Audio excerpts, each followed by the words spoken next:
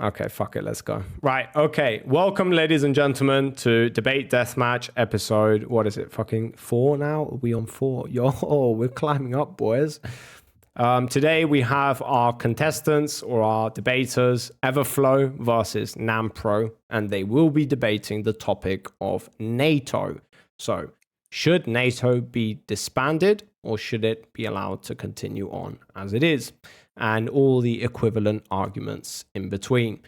Like I said, for the affirmative, so okay, that's just embarrassing. That should not be happening. Shut up. Okay, right. For the affirmative, so should NATO be disbanded? We have, and they think that it should be, is Everflow, the guy who has his camera active. Obviously, anybody paying attention. And then we've got Nammpro directly beneath him in the purple icon. He is arguing that NATO should not be disbanded. We're going to do some opening statements. They're going to let us know a little bit about themselves and then give us their arguments that they're going to be presenting during the debate. We also have present our 3 judges. One is Kuro, the other is Grumple, and the other is Stranger. They have all been selected accordingly, and they're going to do the best they can to judge the debate accordingly. So here we go. For the affirmative, we're going to do for NATO should be disbanded. Everflow, give us a little bit about yourself, and then we're going to go over to Nammpro. He's going to tell us about himself, and then we'll bring it back to you, and then we'll give some opening statements, and then, yeah. Go ahead. Okay.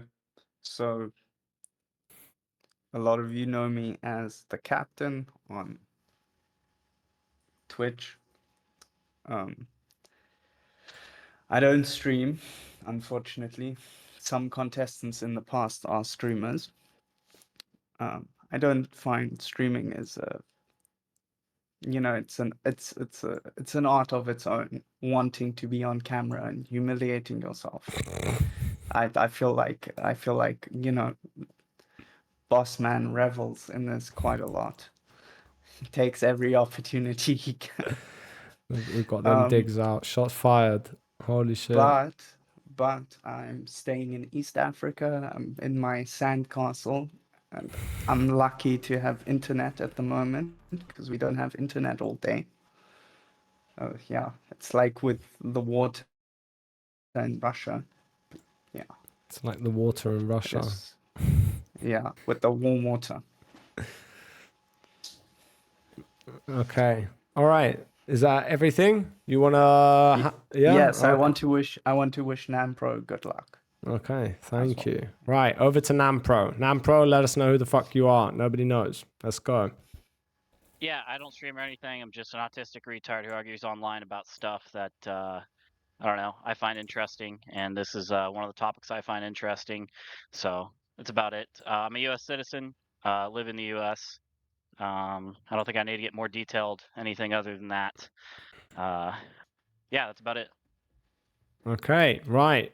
So now we know who the participants are. Let's go back to Everflow, and he's going to give us his opening statements. So this involves anything that you're going to be bringing up during the debate, or a general position that you are holding throughout the entirety of the debate, and then we'll take it over to Nammpro. So go ahead, Everflow. Okay, I would just like to ask everyone to bear with me since this is my first time, ever doing something like this. Don't know how I got roped into it. That's my doing. Anyways, thank you, boss, for, being here and being the moderator as well. So my stance on the aforementioned topic will be arguing pro-NATO disbandment. Firstly, on the basis that an alternative to such will not simply come about through the US willingly removing itself from the very organization which it founded in 1949, which just so happens to be the year following the initiation of the Marshall Plan. I'm sure you've all heard of the rebuilding of Europe after World War II. Which was initiated by President Harry Truman. Yeah, and that's kind of, I believe one can consider that the root of NATO's existence in the first place, because it was kind of created. So once the Marshall Plan began, states were seeking, independence from independent countries not want to be influenced by the Soviet bloc. So they, created NATO to, uh, protect, uh, uh, essentially, according to President Truman, protect these new free open free market countries. Yeah. So while the strategic move has greatly benefited Europe for a multitude of reasons, I believe the debts have been repaid to the US for, the Marshall Plan's basically done and dusted. And I believe Germany was the last country in the 70s that still had to, pay something back. So I don't think that there should be any reason not to have Europe its own integrity in decision making. Why that is relevant to NATO, I will be discussing that in a bit.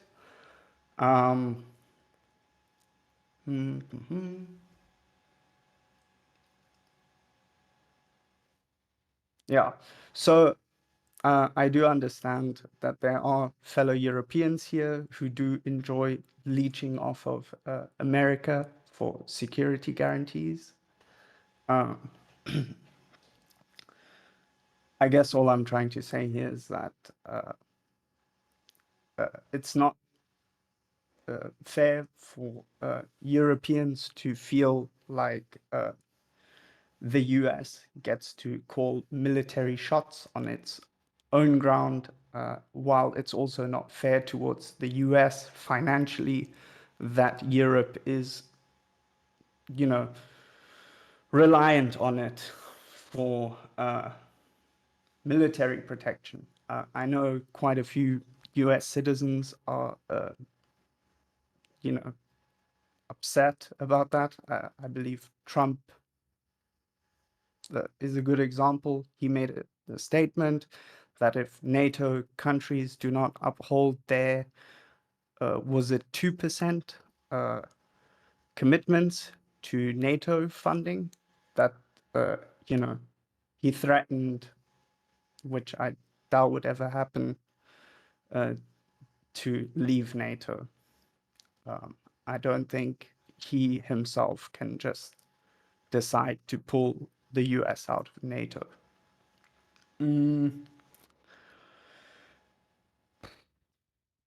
Yeah, so I basically want to conclude. I just think at some stage it is beneficial for everyone to be able to walk on their own 2 feet, confidently carrying their own weight, while also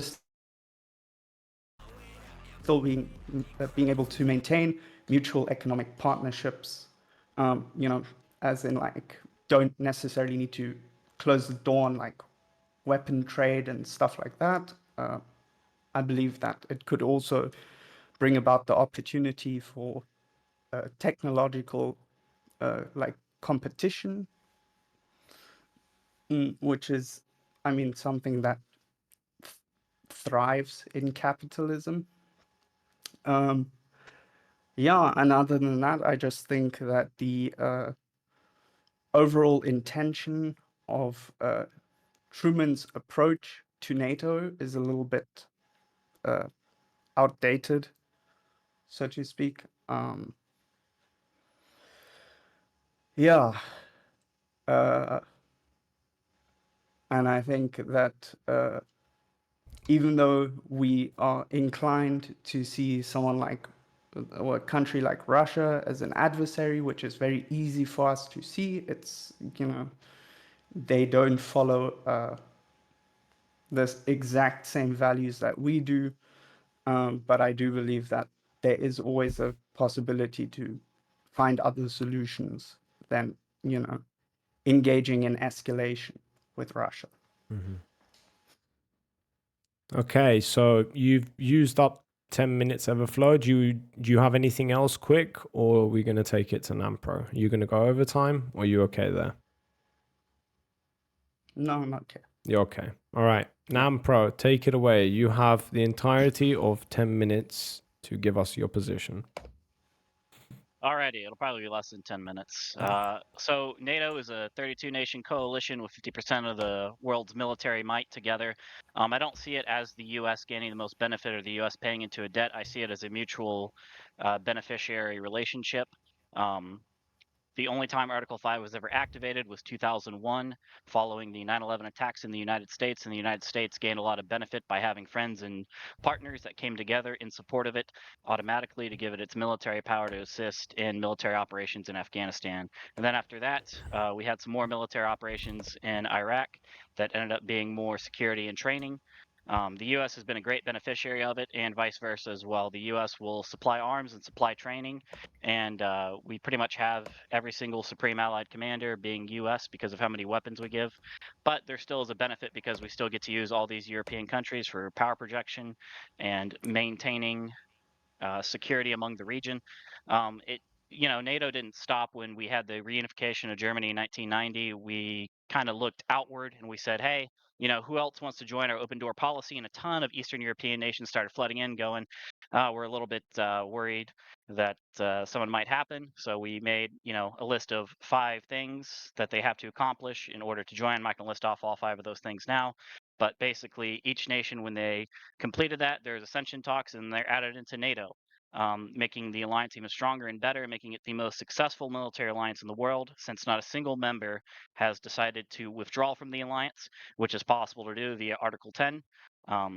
Since it is such a successful, such a powerful alliance, nobody else really wants to go toe-to-toe with it. And as we can see today, there are other nations who decide to mess around in non-NATO nations, but it's very difficult to put the same pressure on a NATO nations. For example, Latvia doesn't really have a very strong standing army. It'd be easy to roll over them, but with 31 other partners coming to its aid, if it was to be militarily attacked, it just makes no contest for some of those smaller countries staying in. And for the United States, it gives us a really good platform to kind of power project across the world. And it also ensures European security, which was one of the most important things following World War II, which 1949 is the date that NATO was started, is kind of the foundation of everything, right? Because we kind of saw the Soviet Union, and it was in direct adversarial creation that we made NATO. And then after the Soviet Union fell, we still felt like there needed to be security in the region of Europe because there was some destabilization in the 1990s afterwards, with such things as Yugoslavia falling apart and there being unsureness in the fall of the Soviet Union. I think because it is the world's most successful military alliance and the big stabilizer in Europe, it should still stay afloat today. There should be no reason to disband it. Just because the reunification of Germany is complete and we no longer have a Soviet adversary, there still is the feeling that these other NATO nations need that security. Even nations like Portugal, who are as far away from Russia as possible, and Canada, do not feel the need to withdraw from the alliance. That's about it.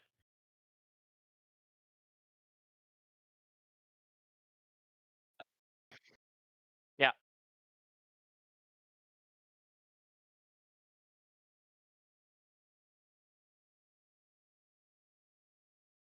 it wasn't initially make. It wasn't initially, I was 1991. muted. Jesus. Fucking Oh hell. fuck! Okay, yeah. You had ground rules. Oh shit! Jesus Christ. Okay, no, there's no ground rules. You're essentially going to be going at it and you guys lead the floor. The only thing I'm going to be doing is stepping inside to ask you direct questions if the chat wants to ask any questions and they have their ways of doing that, or otherwise for like trivia, or if the conversation has found a stalemate and I feel like it's time to intervene, then I will need to do that. But otherwise, the floor is yours. But just to give the viewers a little bit of a understanding or a preparation of what to expect, if that none of that made any sense to them, we are talking about NATO, and you can understand this is relating to the powers that be within the world and how are we going to regulate a world moving forward? In other words, do we want to have some sort of alliances going on in the world? And if you believe in the Western ideologies, then you will probably be in line with this. If not, then you'll probably be more in line with something like the BRICS nation or accordingly. As a result, Everflow is going to try and convince us of the opposite of that. And Nammpro is going to try and convince us that we should continue as we were previously. This is a highly contested topic, but the boys are willing to do it, and they're going to go head to head in a debate deathmatch. So here we go, boys. The floor is yours. Everflow, you're going to start us off. And unless I intervene, you guys do whatever the hell it is you want to do. All right? Go ahead. Okay, so No stress, by the way. Nobody gives a fuck. All right? Nobody gives a fuck. This is, nobody cares. Just talk with your passion. We're all boys here. It's fine. We're chilling. All right? okay, cool. So the first thing I want to address, I think the most obvious that we need to have a discussion about is the pretext that after the USSR disbandment, I mean, after the USSR collapse, sorry, I'm losing train of thought here, that modern Russia was by default an adversary. I am aware that the first countries that ascended into NATO, I can't tell you the exact reasoning, but apparently they really wanted to join. It was, I believe, Poland, Hungary, and was it either got it, yeah. Slovakia or the Czech Republic? But they were the first wave of NATO countries that joined the alliance. The Baltics only came in like 2004. But yeah, I'd like to hear how well, after the USSR, the that modern Russia was still an adversary. But I'd be enlightened if you have something to share about Yeltsin that I don't know. I didn't really look too far into Yeltsin. I looked more so into the direction of Vladimir Putin, because I think that's more relevant with today. But what happened in the 90s could also still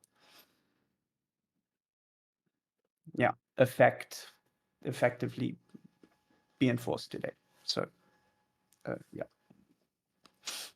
Yeah, sure. I think the collapse of the Soviet Union wasn't necessarily right afterwards. Russia is automatically the adversary. We actually created a plan in joint with them and other Eastern European former Warsaw Pact nations after the Warsaw Pact and Soviet Union collapsed. We created a pathway for all of them to join for one unified Europe. And then over the years, when we started adding the first ascension, and then after that, we had the war in Iraq, which was highly critical of from Russia, and we had 2008 Russian invasion of Georgia, which caused issues with NATO and Russia.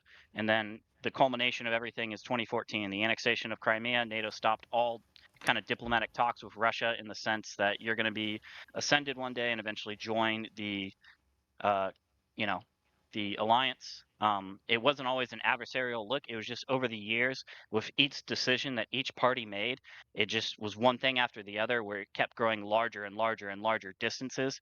And Yeltsin wasn't really even that turned off by the idea that NATO could be joined. In a 1994 meeting, I believe, he said, "This is great. We have a pathway forward."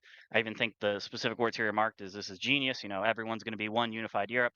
And then over the years, and you had some transfer of leadership, obviously, from Yeltsin to Putin. Things started to change, things started to simmer, and things started to sour really quickly when we started sending these other nations into NATO.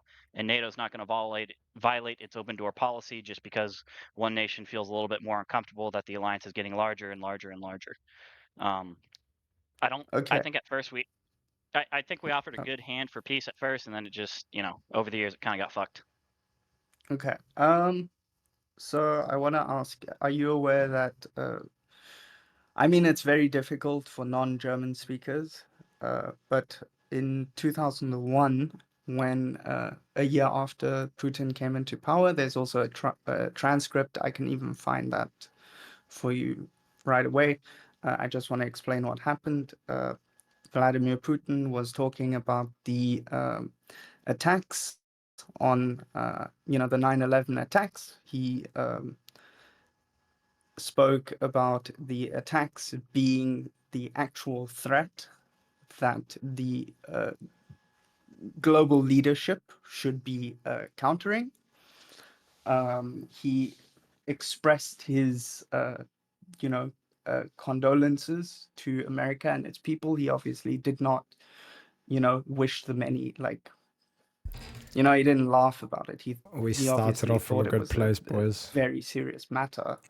And he then Russia. also brought up the he also brought up the well, Get the check. he already then Progressive. in 2001 brought up Bro in a closet. No, he's not. weapons that were apparently shipped to What's his Central home, bro? European countries as well as the Baltics, and he just thought that that was a little bit concerning. And I don't know if these were already preemptively placed there to, if these were preemptively placed there because they knew that the I'm getting Baltics shit on were again, aren't eventually I? going to Holy join fuck. NATO or whatnot. Fuck you, Texas. He was definitely not wrong about Central Europe because Poland is Central Europe. Hungary is Central Europe, and he expressed the view that Best country. the priority of Russia is not to be an adversary, but to be Is an that what you ally, guys call and it? to also, maintain security across the entire Eurasian landmass.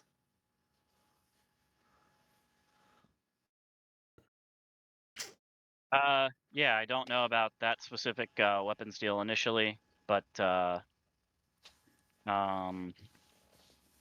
mean, there were attempts, with Putin and with Yeltsin in order to have military to military cooperation through the PFP. It was the Partnership for Peace, which I explained earlier. It just never worked out that way because each nation kept making its own, not each nation, but NATO and Russia kept making different decisions that kind of disaligned with each other. I'm sure that's one of many things that made Russia upset, but there's also other things that NATO did that made Russia equally upset, right? Like when we ended up having. Really, When we ended Texas? up having the 1999 bombing of Kosovo, they weren't very happy. There was like multiple things that Putin was very upset about, and we have had thorough and long talks. And each time these talks just end up with the same kind of runaround. Not much really happens, right? Yeah. So Yeah, we're I very think proud. I I can think tell. I can his tell. I can tell you guys are proud his of that. his stance is, Flag protocol. at least from a rather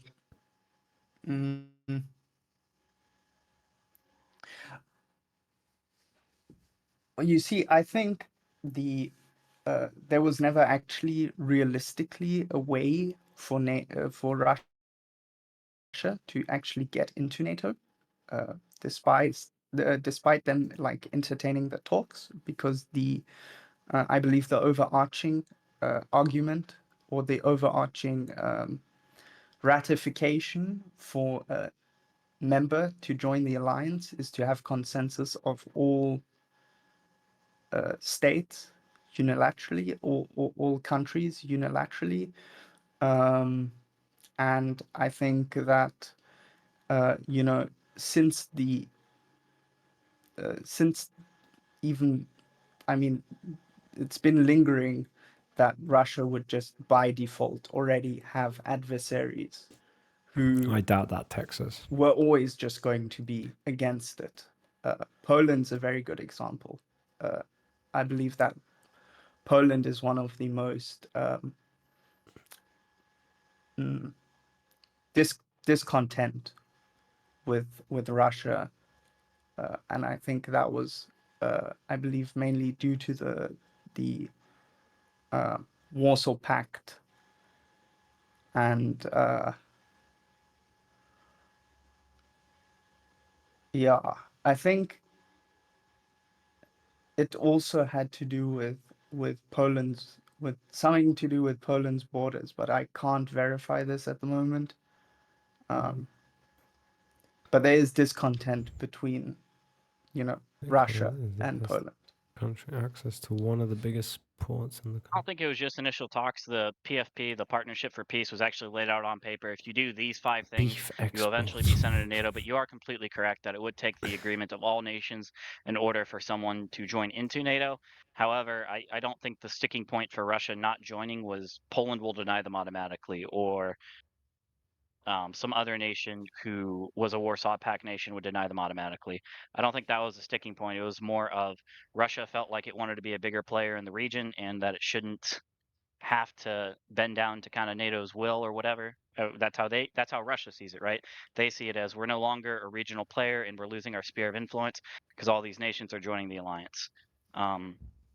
It's possible that maybe after the Russia fall through, if it's 5 steps in the PFP, that it wouldn't have been able to join. But the PFP started in 1994. The ascension for Poland, hold on, let me make sure I get that correct. I believe was 99. Yeah, it was in Yes. 99. So it was definitely it was still possible for Russia to do this. It's just it didn't meet the requirements that every other nation that joined NATO had to meet via that kind of like blueprint outline that it kind of made in the 90s, right? Like it just didn't work out for one reason or another. Yeah. I mean, it's very difficult. He's our resident vegan, remember? To kind of see the precise. I mean, especially from a third perspective, to get the precise strand of basically where things went wrong for Russia. What I do understand is that, I mean, Russia also has had a strategy, and I do, from a initially 90s perspective, even, I mean, if I had been alive then, 1996 is when I was born, but like, had I been alive earlier and like, aware of things, I wouldn't have necessarily seen why Russia would, I, like, What's wrong with wind farms? not be able to Should they be? Should have any influence, need more considering it's fracking? like the largest country. So I don't know. I think Putin also came in a tough time. He had to pick up the pieces of something that had fallen apart. I mean, even in times of Yeltsin, things were still gradually, sloping up and down, up and down. But I think it was Putin who eventually just stabilized it, like kind of like brought like a balance back to the economy, right? Yeah, I mean, I'm not saying Russia shouldn't have any influence in the region, but the words they use specifically every time is sphere of influence. They feel like they're losing their sphere of influence because they can't control the region the way they want it to, right? In places like Transnistria and Moldova, they'll, in the same thing like the Donbass and the Ukraine and South Ossetia and Georgia, they do the same thing Of repeatedly. all the things to They'll redeem, fund rebels that are gonna eventually say, "Hey, this is our region of the country. We feel like we have a right to this region." Russia's gonna say, "These are, Russian ethnic people. They have a right to kind of separate and join, you know, join not whatever nation they're in." And Russia does this repeatedly, and it's kind of in direct violation of like the reason why NATO was of created to, all the kind things of to have this redeem, you've territorial seen my sovereignty, question. There is no integrity kind question. of like stabilized, It's right? a trivia So it's question. because Russia sees it as, hey, we can't do what we've done the last however many centuries. And NATO sees it as, well, any nation should be allowed to join us despite Russia feeling upset that they can't. I think that's the Russian perspective that they're kind of mad at. Not that they shouldn't have any influence over the region, it's that their influence is not aligned with how the rest of Europe kind of sees itself, right? I think that's really the bigger issue at contention, more Okay. than more than Russia kind of being dwelled away to the side and saying, "Hey, you shouldn't be able to do anything." That's not what anyone's saying. You should be able to have trade deals. You should be able to give your natural resources to other countries, right? Like Russia is one of the largest energy exporters for Europe because of its large supply of natural gas. It's probably going to stay that way too. Yeah. Okay, before you continue on that train of thought, write it down if you need to. We're going to go to a trivia question by the chat, and then we'll come back to this, all right? So, judges, the way this works is one trivia question will be asked to the competitors. We will go to Nammpro, considering he was the last to speak. And then, yeah, it is fucked up. I know, RNG. That's how RNG works, boys. You get fucked sometimes, and some other times you do the fucking. Okay, so Nammpro will have an opportunity to answer the question. If he answers it correctly, then you give him a point. If he answers incorrectly, then Everflow will have an opportunity to answer it. So here we go. So let me see. Okay. Right, I've got to find one. Okay, so what candy was originally known as chicken feed? Jesus fucking Christ, I have no idea. Well, you I don't better know. think. Fucking The timer's Charles ticking. Chew? Chicken feed. Wrong. What fucking Wrong. You Alright. suck, bro. Holy shit. Easy W right there. 1 point. Everflow. I swear you Yeah, better be Everflow, not be you Googling this, you motherfucker. You better not have Googled this fucking Everflow. Okay, go. Think. Chicken feet. Chicken feed. What reminds you of chicken feed? Come on, Everflow. You need this. Feet or feed? Feed. So what do you... It reminds them of... It looks like something you would feed a chicken. Come on, bro. You can do it, Everflow. Popcorn. I mean, what is another word for popcorn? Are fucking Americans. Why can you not just speak English, for fuck's sake? Why can't you just speak English, you fuckers? What is the American version of that? Look, to be fair, he said... Kettle corn. Huh? Kettle corn. Kettle corn? I mean, bro, it's called candy corn, apparently. Okay. Wait, is whatever. it called candy corn, you fucking Americans? I have Stupid. in my entire life never heard candy corn called chicken feet. I don't know what kind of fucking place that person Corn lives. nuts. Jesus Christ. Corn nuts, he says. What the fuck are you guys eating there? Oh my Oh, corn god. nuts? Do you guys eat I know what food? corn nuts are. Do you even know what Yeah, corn food is in nuts. America is? Jesus No, Christ. corn nuts are. I've just never heard anyone call them chicken feet. Corn nuts are fire, he Yeah. says. What the fuck? Bro, they nuts- sound like shit.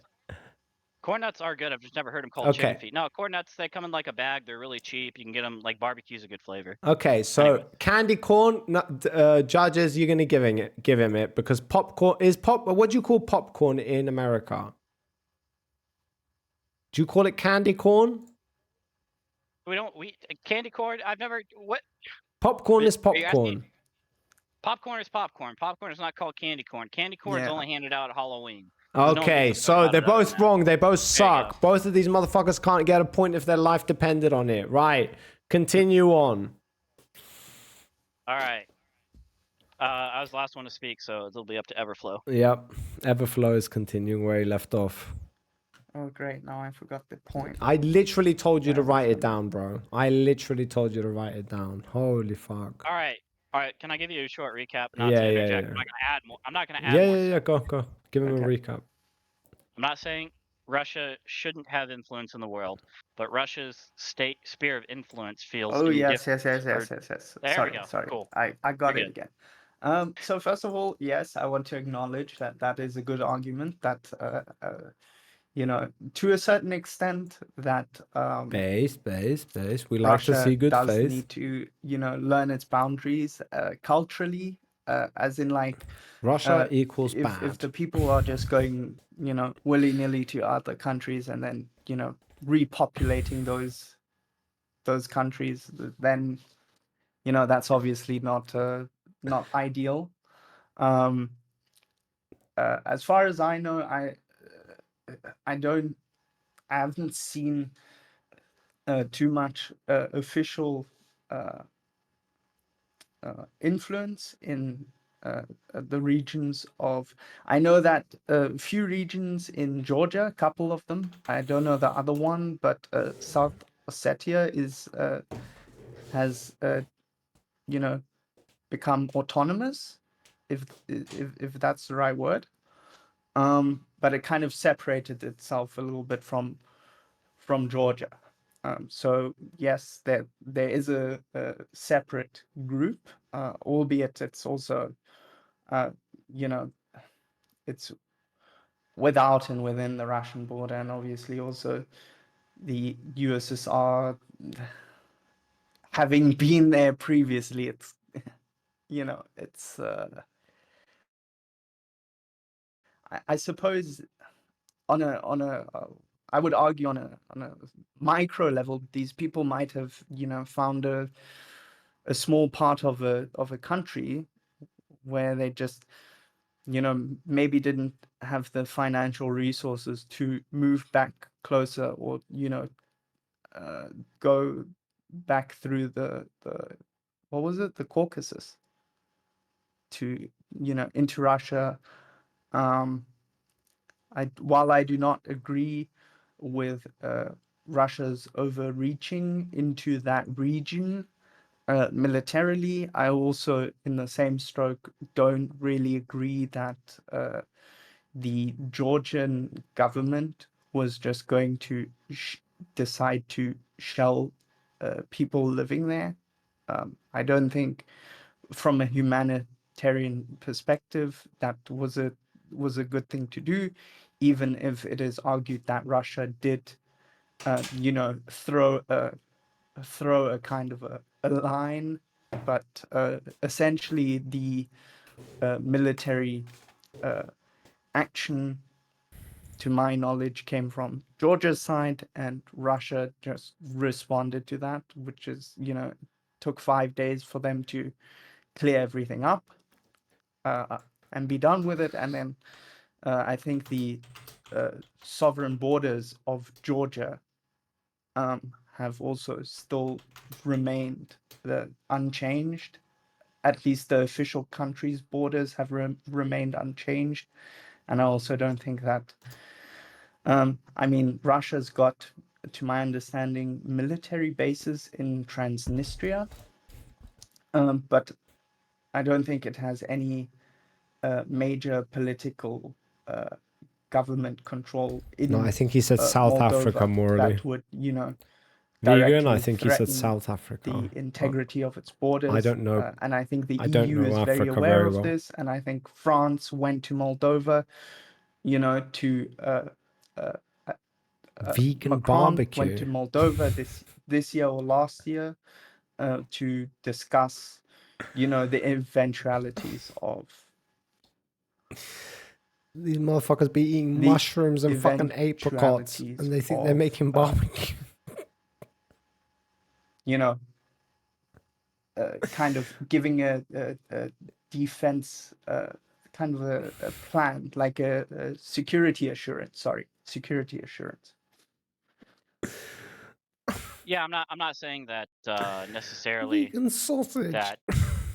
I'm saying that when Russia does this, they know that the objective they are trying to achieve, Wait, that one of sounds them, banging, is actually. that this country won't be able to join NATO because their Burgers, territorial sausages. integrity is threatened, and that's one of the things they need to clear up before a country joins NATO. I love shrooms. I love mushrooms.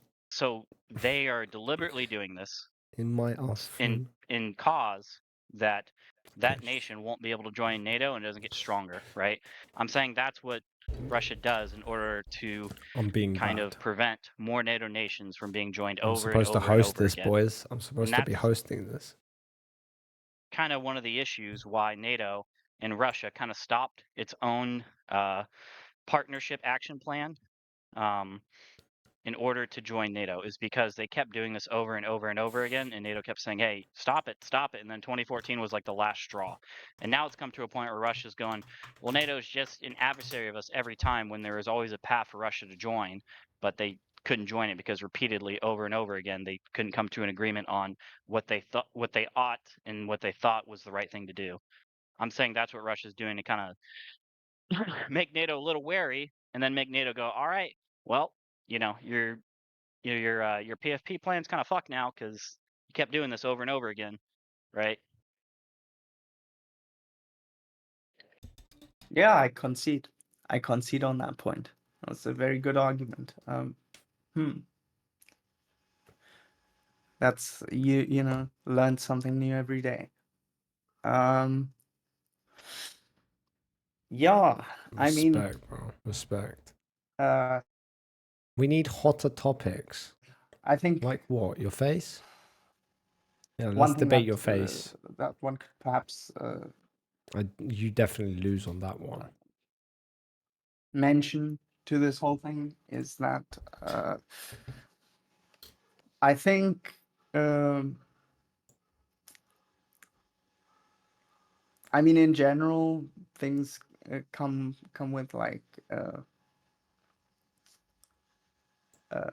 you know, misunderstandings of how things are to be conducted, and I get that you know, Russia still has to adapt to its way of thinking. I mean, the way of thinking that NATO countries have adapted.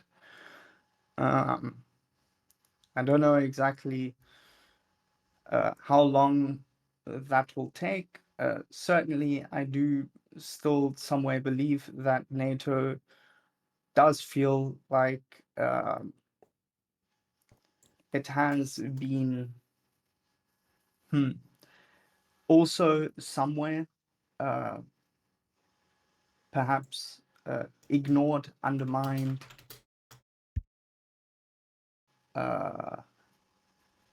and again, that's going back to one of Putin's, actually two of Putin's speeches, which were one in Berlin, 2001, one in 2008, in Munich, his famous Munich speech. I don't know if you know that one.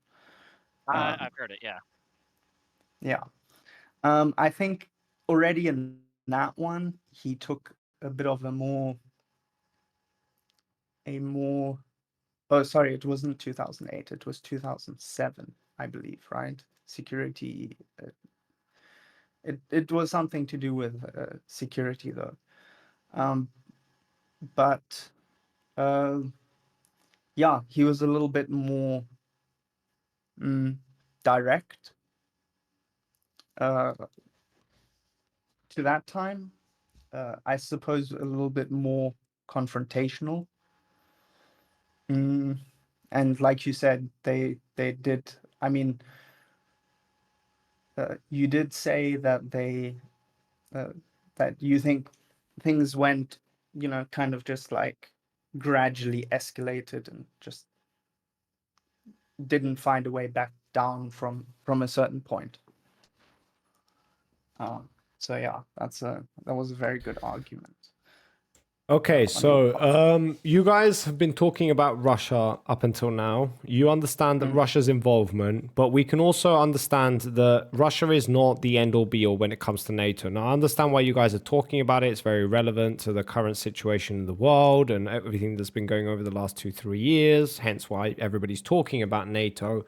But are there other events in history that essentially you guys would talk about in order to understand, again, bringing us back to base, whether NATO should be disbanded? So there are obviously some things that NATO has done throughout life or throughout your life, example, Everflow, that you would like to bring up to essentially point to why the hell should we be disbanding this organization? Now, personally, I don't agree, and either does your opponent, but you obviously do think that should be the case.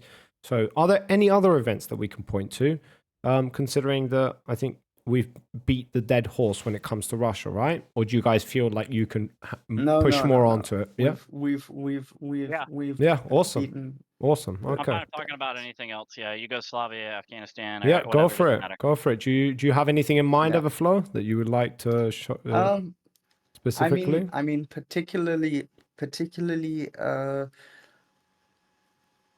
so It could also be about the way it's designed. It could also be about the people that are making the decisions within it. It could be about its actions taken in certain countries. It could be certain actions it didn't take in other countries. It Could be about anything you want it to be that indicates to you, gives you a good insight as to why NATO should be disbanded. But I think I already. Sorry if I forgot. I think I already mentioned the standard of like if there's a humanitarian crisis that NATO needs to intervene in, you know, why they wouldn't be applying the same rhetoric to something like Israel. Why not? Did you previously mention it and I'm just being the worst host in human history and I wasn't paying attention? Or... No, I think I've already mentioned it, didn't I? Okay, so yes, it's the latter then. Okay, brilliant. Love this. Okay, so you have mentioned it. Fair enough. Is there anything else that you would like to go over when it comes to the actions taken? Well, I have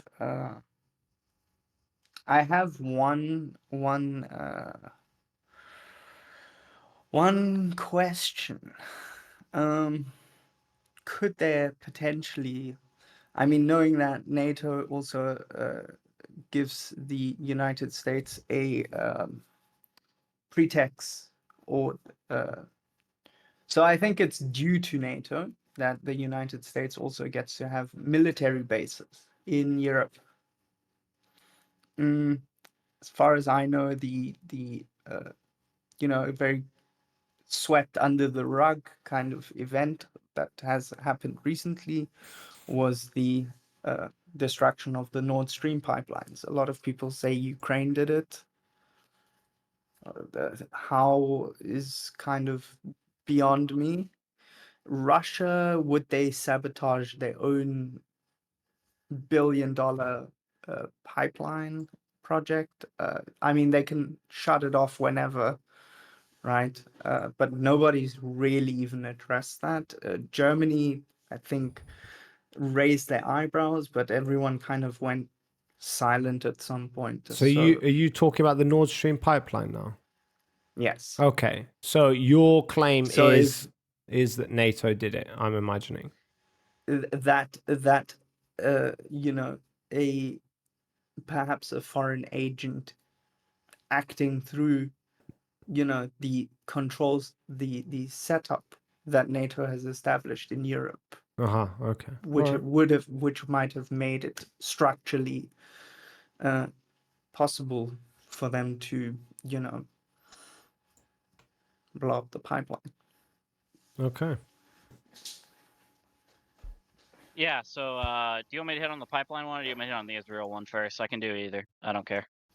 I think anyone. I mean, yeah. All right, I we'll do did, Israel because I it'll be did faster. mention Israel, right? I don't remember, but I could have totally forgotten, man. I'm gonna be honest. I make fuck ups, you know. Oh, okay. Okay, go ahead. It's fine. Yeah, the one with You need Israel, to. it's really hard because NATO, when they're working in Africa or when they're working in Yugoslavia, usually they're working in conjunction with another organization. In Israel, I don't know what organization they'd work in conjunction with because the way Israel operates and the way Israel works, it's kind of asking aid from the U.S. and then a few other nations. Then after that, it's kind of go, quiet. With Africa or with Yugoslavia, it's usually working in conjunction, like in the 1995 bombings in Bosnia. um, it worked specifically with the UN in order to authenticate any strike that was given. And in Africa, we work with the AU, the African Union, every time. NATO does. I don't want to say, but yeah, that's about it. I don't know who you work with in Israel because you'd need a party that kind of agrees NATO to let them come in and kind of operate as a peacekeeping force. And there is no secondary party that would be allowed to do that, really. Certainly won't be Hamas, and it certainly won't be like the Palestinian Authority, and it certainly probably won't be Israel either. I don't think there's any other party they can really work with in conjunction.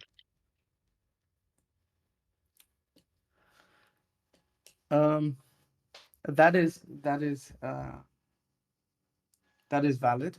That is valid. I didn't even think about that. Touche. One thing you did mention, however, was that Yugoslavia was, I mean, that there was an organization, probably from the UN, that was, mm, trying to, as you said, to, assure peacekeeping. Mm, well, one of the U.S.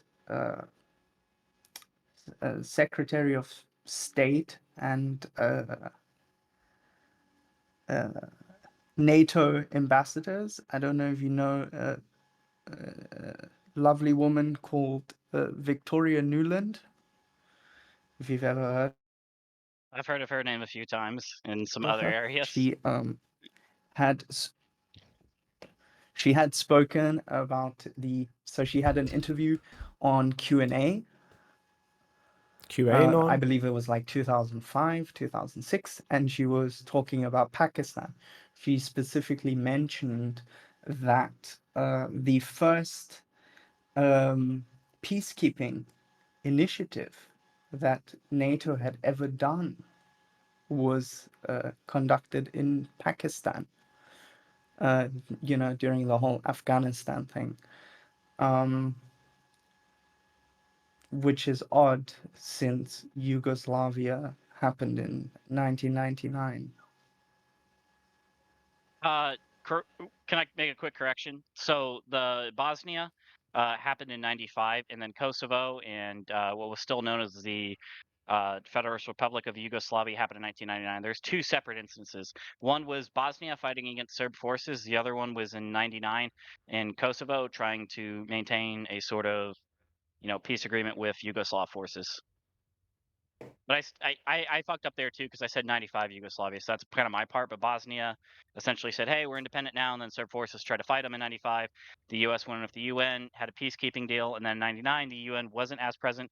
And then yeah, I don't know which situation. Okay, I'll let you finish. My bad. I just want to make that correction. As far as I know, the 1999 air. I mean, it was a campaign of well, I don't know what they called it. It's not air defense, but it's like They took out the air sounds, power that was present in Yugoslavia to stop kind of the military operations in Kosovo specifically. yeah. But they, I mean, they basically killed a lot of civilians as well. Look, I also must concede that not all of it can be considered. I mean, Human Rights Watch, the source Human Rights Watch, they did a whole kind of look into it, and none of the reports suggested specifically war crimes, but they had also given a definition to war crimes, which just give me a moment. I can find this. Wait, did Grand Okay, Designs so use his thing? examples of Holy war crimes shit. are willful killing, torture, or inhuman treatment of non-combatants, willfully causing great suffering That's or serious injury to Jesus, my body bad, or bro. health of Did not get sent along non-combatants, it. or I requested launching Trigger an last time. My bad, indiscriminate bro. I just attack saw it now. in the Okay. knowledge All that right. the Yeah, attack I'll do it. will So I cause sent separate excessive message. loss of Okay. life My or bad, bro. injury My to bad. civilians. It's kind of questionable how NATO would not be aware of the damages caused by this. And I mean, they did go against what Jesus, you asked the both of UN them. had previously established. So again, it's this thing of not don't do anything, like I not don't take refunded action, your but maybe it was a little bit points of on the a timed little bit of a question. stretch to just Timed questions come at the end of the debate, bro. Just do so you what they know. did there. But I'll ask your trivia now. Sure. So we're talking about the 1999 and the Federalist Republic of Yugoslavia, still at that time, which now is today Serbia. Anyways, Kosovo.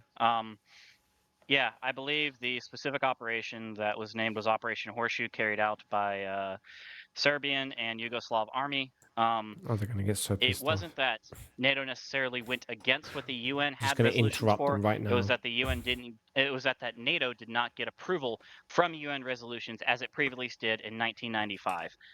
And the reason why is because it felt like it was violating a previous UN resolution. Now, that is subject up to debate, and that was probably the time that NATO overstepped its boundaries the most without working with the UN, without getting approval and all that stuff. However, there were reprisals, there were rapes noted by different NGOs, and I think there were mass graves of civilians. However, I believe Bill Clinton alleged the number was much, much higher than the actual number that was found.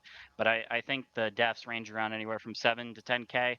Not all of these were non-combatant deaths. Some of these were between the KLA, which was the Kosovo side of it, which was in a certain group that was fighting against the Serb and Yugoslav armies. But there still were civilian deaths. It felt like kind of more en masse than you would expect in the evidence given. NATO felt like they didn't need UN approval. Now, that is subject up to debate. And hey, both sides in that did commit war crimes between KLA and Yugoslav. And Milosevic was even prosecuted for this, and different Serbian commanders. But at the same time, they felt like there was enough of a humanitarian need to kind of go in guns a-blazing. Do they overstep their boundaries? They probably did by a bit without getting UN approval, but that depends on how you see if they need UN approval to do strikes outside of NATO territory and stuff like that, right? So there is still a debate on it, but the idea that there was 0 war crimes committed there is probably incorrect, because there's probably war crimes committed by both Yugoslav forces and KLA forces. And the KLA forces should mostly be de-armed now because of the NATO bombing that ensured that Serbian forces went to the table, signed a UN resolution that gave autonomous reign to Kosovo government, and then everything is kind of how it is today.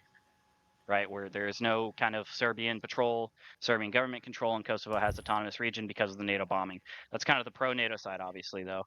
The anti-NATO side is NATO overstepped its boundaries, and it did kill civilians, which it did, and it made mistakes. However, NATO's not perfect, and I think they did prevent the Operation Horseshoe, which is the alleged ethnic Timed cleansing of questions come Albanians at from the end of the Kosovo debate, by all the right? Serbs. Lanius, just so you However, know, obviously, brother. this is If that's still up okay, for I'll debate, and there are continue. different Otherwise, I'll positions redeem on it. each side. I'll give you back your points and you Obviously, can I take the ask pro-NATO a side, direct but question. it's not going without saying that there was reported mass rapes inside Kosovo, which is the situation there was not good at all. It was deteriorated greatly, just like the one in Bosnia did.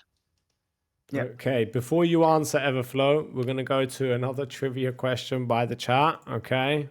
And this time, Everflow will answer the question first, considering that it was going to be his turn anyway. And then, if you don't answer correctly, then it will go to Nammpro. So, are you ready? Yes. Okay. So,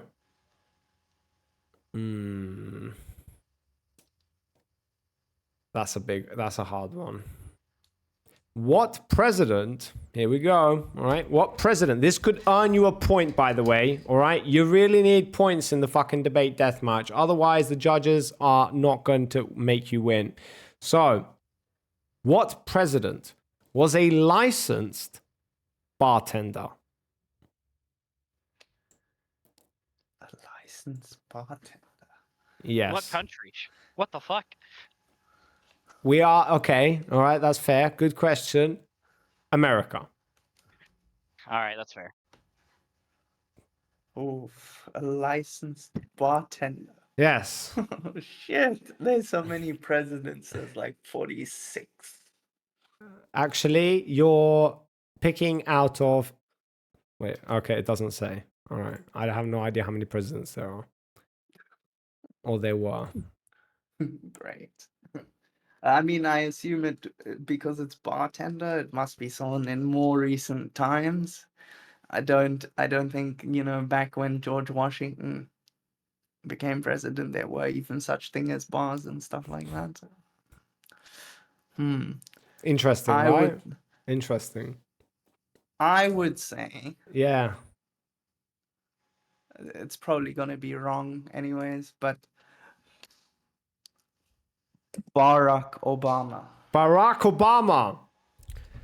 Ding dong, ding dong, ding dong. Yeah, you're wrong, bro. You're wrong. Barack Obama. What the hell, bro? Nammpro I mean, next. All right, I just want to be clear. There were definitely bars back in George Washington Day. There was actually quite a lot of drinking during the Revolutionary War. However, I'm being good faith. I didn't Google it. I really do not know this, so this is a shot in the dark. I'm going to go ahead and say George W. Bush because of how many DUIs that man has gotten. I think he's gotten at least 2. So I'm going to say him. You There's don't no reason why. need to know how to make drinks in order to get pissed, bro. Those two things don't go hand in hand, all right, guys? You're both fucking I'm being idiots. good faith. I'm being Jesus. good faith by not Googling it. I don't even have a Why camera. would you don't know if I'm Google gonna it? Google You're or not not. allowed to Google it. You're not. See, This is. Shang Yang That's why I'm gets not it. doing it. You don't get points for not doing the thing that you're supposed to not do. All right? We don't do that here. No, you're both wrong. You're Shang both Yang fucking gets it. No. All right, who was it? Who was it now? 'Cause that is Fucking a good trivia Abe, question. bro. Great Abe. Or what is it? Honest Abe.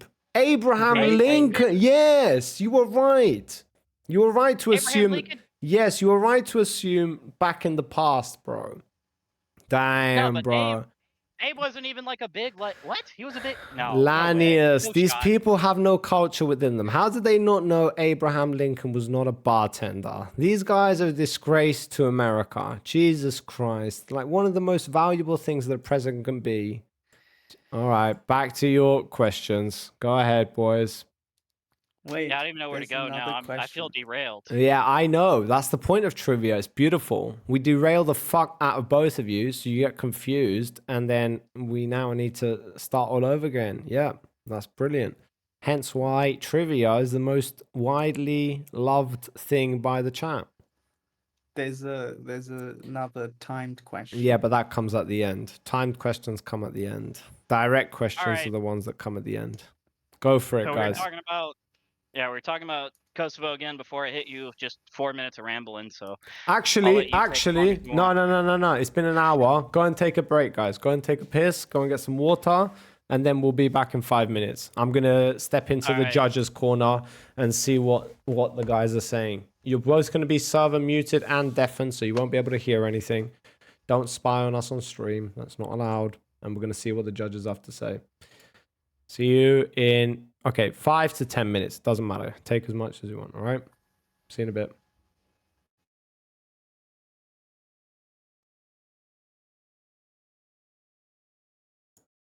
Okay, judges.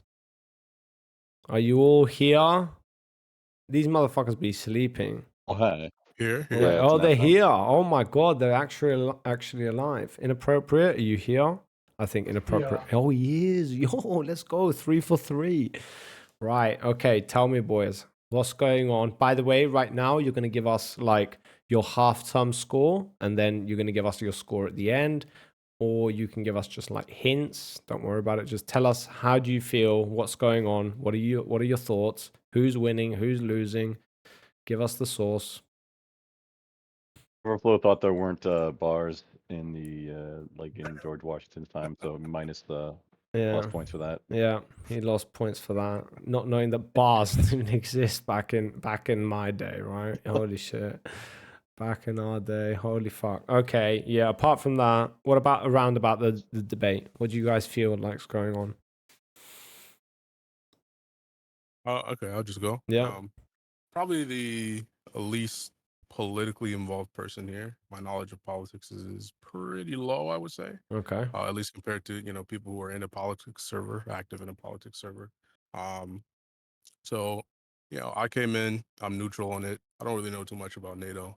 I've never even heard arguments for or against it, so I was interested.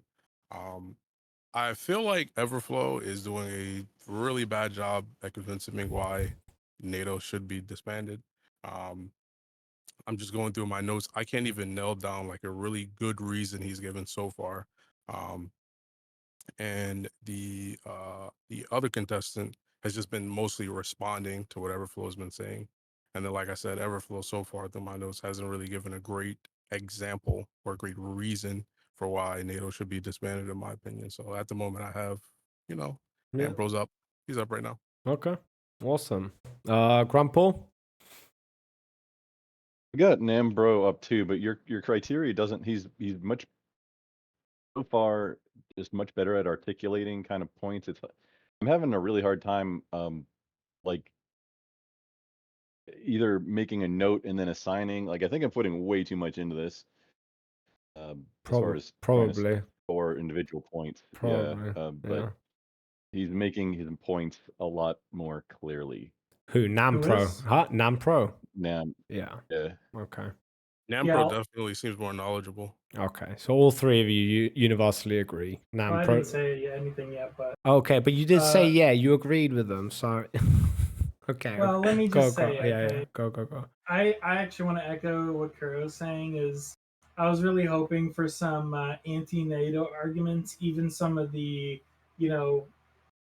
just standard ones, but there really doesn't seem to be any attempt to break up NATO. It just seems to be more like, oh, Russia doesn't like NATO, and then just mumbling. I don't know. I'm not really. There's not really a lot of. There's not really points claims to score. That's the issue. Is like the claims Yeah. are very I far agree. between. Not enough hard claims. Anything that is, nothing thought provoking. Mm-hmm. God damn. Holy shit. Yeah. Okay. All right. Well, all the judges agree universally, so that's always a good thing. Yeah. Okay. And you guys do have, by the way, you don't know it each individually, but you all have very differing opinions from each other. So it's interesting to see that be the case. But you know what? I don't disagree, and I'm not supposed to say that because I'm the host. But okay, yeah, okay, boys. Right, thank you very much, judges. You're doing a phenomenal job. Keep up the good work. Grumple, don't worry about it, man. Just do the best you can. Like, keep it brief if you need to. Don't worry about it. You're fine. You're doing a good job. All right. Right. You're all going back on mute. And I will see you or hear from you at the end of the debate.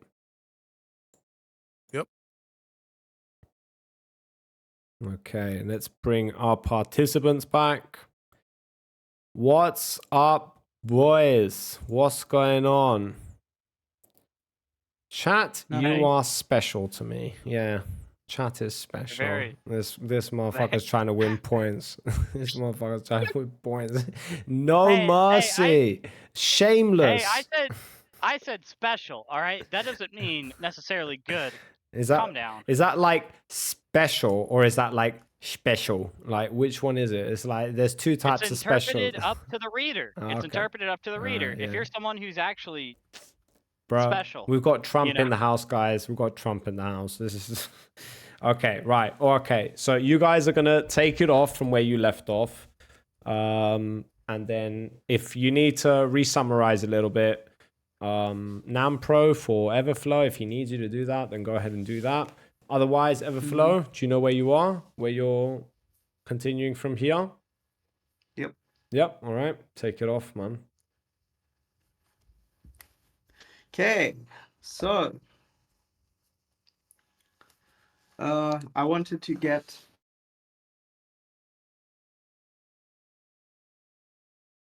Okay, the video cut out. Oh fuck. Yeah, with Just internet. the internet cut out. Shit. Fuck. Okay. Or he was listening in on the stream and now he's ditching us. Hey, I didn't listen in on the stream. Yeah, Right? I just saw told you Pat in they were chat. special. Yeah. I had it muted. All right. I You are was listening so to something fucking else. sus. You are so sus. You know that, right? I'm not sus. Abraham Lincoln was Hey. also a vampire hunter. Really? Holy shit. Apparently he was. Has bar in his name. It just makes sense. Wait, what? Barack Obama has a bar in his name. I mean BAR Barack. Oh, for God's sake. It's just fucking Shang-Yang jokes, bro. Holy fuck. All right, let's give him I a... know Shane. Where is... That's how I know Shane Yang is at least 40 years old. He makes dad jokes. Yeah, he definitely makes sense. Okay, so he's back. He's back. We can hear you. We can see you. okay. Okay, Sorry awesome. about that. My internet disconnected. I Okay. had to knock the post Hey, no worries, outside. man. Yeah, no worries. It happens. Okay, so do I just start over? You can go mean, from anywhere yeah. you want to, Everflow. The floor is yours. Okay, so what are your basically- strongest arguments for the point, or you can continue from where you left off. You can think of it as a fresh new start if you want the opportunity to go at your strong arguments and make things as good as possible for your side. Up to you, man. You do you. Okay, so I mean, we've covered the Nord Stream. Mm-hmm. Oh, we haven't talked about Nord Stream yet. Actually, we can dive into that if you want. We talked about Israel and Kosovo first. Yeah. Oh, right. You still wanted to say something about the Nord Stream regarding the pipeline sabotage, if you want to call it that, if one wants to call it a. I mean, it is a sabotage, and I mean, Germany didn't do it. Russia didn't do it. Does Ukraine have the capability to do it militarily? I mean, there's evidence that suggests that the US had involvement in it. Even though. My bad. I'm sorry, I interrupted you. No, all good. Ask away. I was gonna say, what evidence is that? Okay, so for the first part, we have this. We somehow got an interview with Joe Biden talking about it, and that he was already during the start of the war discontent with the pipeline. He described it as an issue, and that if it continues to be a problem, he indicated that it will be shut down. That, of course, does not directly point, towards concretely that the US did do this. However, at a congressional hearing in 2023, Victoria Nuland, who is an ambassador of NATO to NATO of the US. So she's a US ambassador to NATO, and she stated that regarding the 2022 Nord Stream pipeline sabotage, I am, and I think the administration is, very gratified to know that the Nord Stream is now a hunk of metal at the bottom of the sea. I think, if the administration is happy about that, I wouldn't be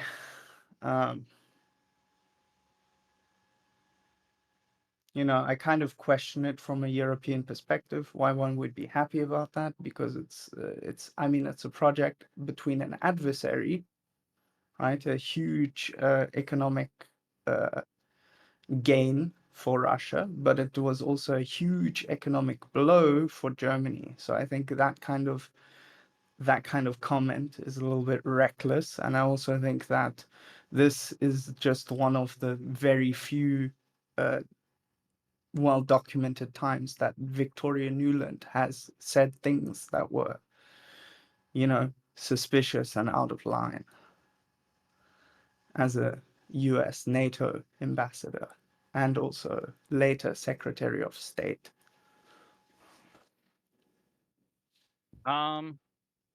Victoria Nuland, from my knowledge, wasn't a Secretary of State. I believe she did work as an ambassador This for is Ukraine not a at some good point, and she was arguing an point, ambassador man. for NATO, It's but not just currently.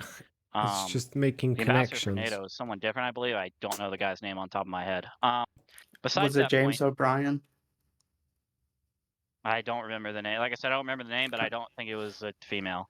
But to go back to Joe Biden misspeaks about many things. However, this could mean an arrangement of Or things, right? Like doesn't. he could have been saying, "Hey, we're going to economically sanction them to where they can't operate anymore."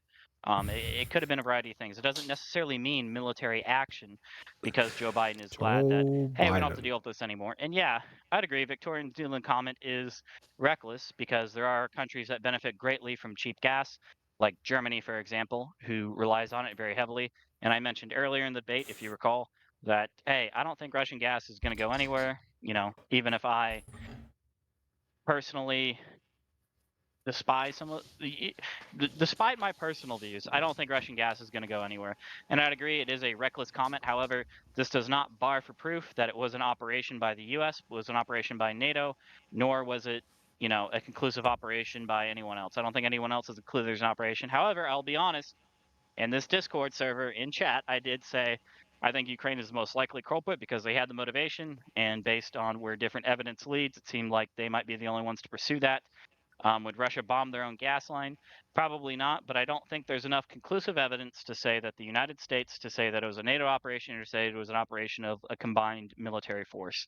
And most certainly, if Germany had heard about this, I don't think they would be thrilled that they lose out on cheap gas, especially politically, given that a lot of their conversations revolve around how do we get cheap gas and how do we get off coal energy, right? Like a lot of their energy is like, hey, how do we get more green here, right? That's a lot of German.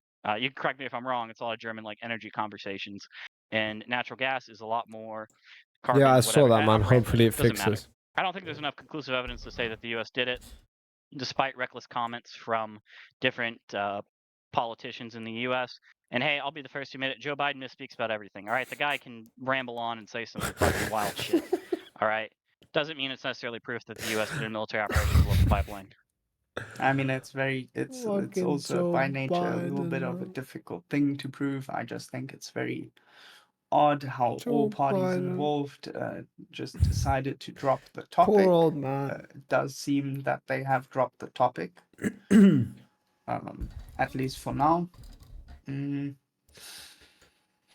Have not. I mean, if there were a sense of urgency, I assume we would have had more conclusive evidence. But I assume that is also just a political leverage to say, hey, we don't need to do this because again, it's just Russia. We don't need to we don't need to explain anything to them. Which is fine. I mean, I suppose at this point it's an act and react kind of thing. We have seen, things happening that now Russia has also directly caused reaction to, proportionately to what had previously happened. I mean, what was it? Something invoked Russia to do military drills in Cuba, and I don't know if that was if that was a routine thing. I assume it was, but it was just, you know, seen as an act of provocation by the media. Yeah. Uh, I do also believe that going back to Newland, when the Euromaidan happened, the EU was ardent to come up with a solution to ease the tensions in Ukraine. She said, no, no, no. Like there was a recorded phone call where she said, no, we're not going to let Europe deal with it. I believe that we should let the UN deal with it for whatever reason.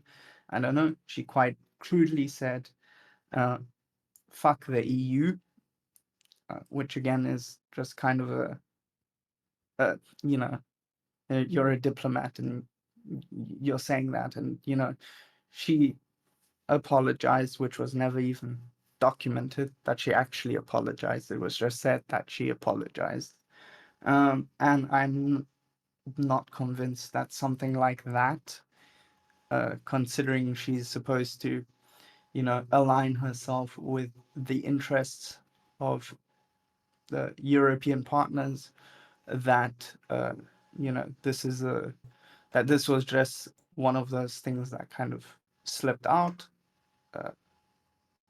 She also spoke about the acting mayor of Kiev, Vitaly Klitschko. She said that she didn't trust him. She, had no, she doesn't think he should be a mayor, for whatever reason. But yeah, I mean, He's it's not also that known that old, she man. had He's been not that old. working in Russia Jesus. beforehand, where she picked up her, anti-Russian sentiment is kind of, I don't know. It's very hard to tell you because I don't know her personally, right? It just seems that she is pretty much very focused on a US strategy and not, she has disregarded the supposed, allies. And yeah, I don't think that a US ambassador, a diplomat, should even have a say to, trump the EU on what and what not is done on European soil. Yeah, all right. I guess we can talk about Victoria Nuland. So I'll be honest with you guys. I did Google a Wikipedia page because I only know a little bit about her besides the transcript I read about her in Ukraine, which is some of what you referred to. But she is currently not an ambassador. She was a NATO ambassador from 05 to 08, and then she was a spokesperson for the United States State Department, and then assistant, and then blah blah blah. Her most recent position was Undersecretary of State Political Affairs, which ended in March 22, 2024. So she might work with the U.S. government in an advisor real capacity, but she really doesn't work. But that was pretty recent. She was, I guess, let go or put somewhere else. Anyways, I don't think Victoria Nuland is the only representative for the United States government. There are many representatives, and sometimes representatives say stupid ass shit, right? This, isn't barring even the head of your country saying stupid ass shit. Like Erdogan, for example, has definitely said some very inflammatory stuff that has definitely pissed off Greece multiple times, right? There are people who say really dumb shit, but circling Amen, around back brother. to NATO to tie it all in Amen. together, that is the Stupid ass fucking Erdogan. that is the NATO secretary's job, Secretary General, in order to maintain these political alliances we have. And sometimes some of the participants in NATO say some inflammatory shit. That's when it's his job. Jens Stoltenberg was the last one. Now the next one is a Dutch dude. I forget the guy's name. But Mark his Rutte. job is. Yeah, what would you say his name was? Jesus Christ, I can't say that. Mark Rutte. Mark Horta. Yeah, dude. Hey, man, I'm American. I'll be the first to admit it. I only speak English, all right? I can't Good. pronounce shit. but What you speak that's is his job. American, not English, all right? Let's just be clear of that. Oh, whoa. All right, you're right. I speak American, all right? Let's go. All right? We don't say house, we say house. Yeah. Continue your debate. But the the point is that we have a position in NATO, so that way when we have these things that come up of ambassadors saying stupid shit, or even the head of our country saying stupid shit, we can sit down, we can all deal with it, and we can all talk about it at the NATO Council that we have and summits that we have. So we have a way to work through this all. Even if Victoria Nuland makes dumb comments, even if she might be anti-Russia, she is not the only person who's been a NATO ambassador. She's been moved around the government. She's not even the head of our government. There are other people inside the NATO alliance who say dumb shit, but it's all worked out through the Secretary General, and it's all fine because we all come to an agreement at the end of the day through our councils, through our summits, and all that. To tie it back into, NATO disbandment and all that, I don't think Victoria Nuland's very convincing for anything. She said some dumb shit. Yeah, so has other people in the U.S. government, so has people in the Turkish government, so has people in whatever government you can mention. But we all work through it at the end of the day to come to an agreement that the alliance should be kept afloat, right? That's To very bring it true. back to NATO, shit, right? Yeah. Oh yeah, there was one more thing that I did want to discuss. This was not dis that was, well, my question, my overarching question, probably best to highlight it now again from before. Do you believe in a reality where the US would withdraw from NATO? Yeah, that's actually a very interesting conversation. It's outlined in Article 10 of how a country withdraws. However, the way a country withdraws is they submit a proposal to the U.S. So would that be the U.S. submitting a proposal to itself? Kind of funny, but I don't really see a world where the U.S. will withdraw in honesty. I think people have mentioned it in the past, but how serious it is, I don't know.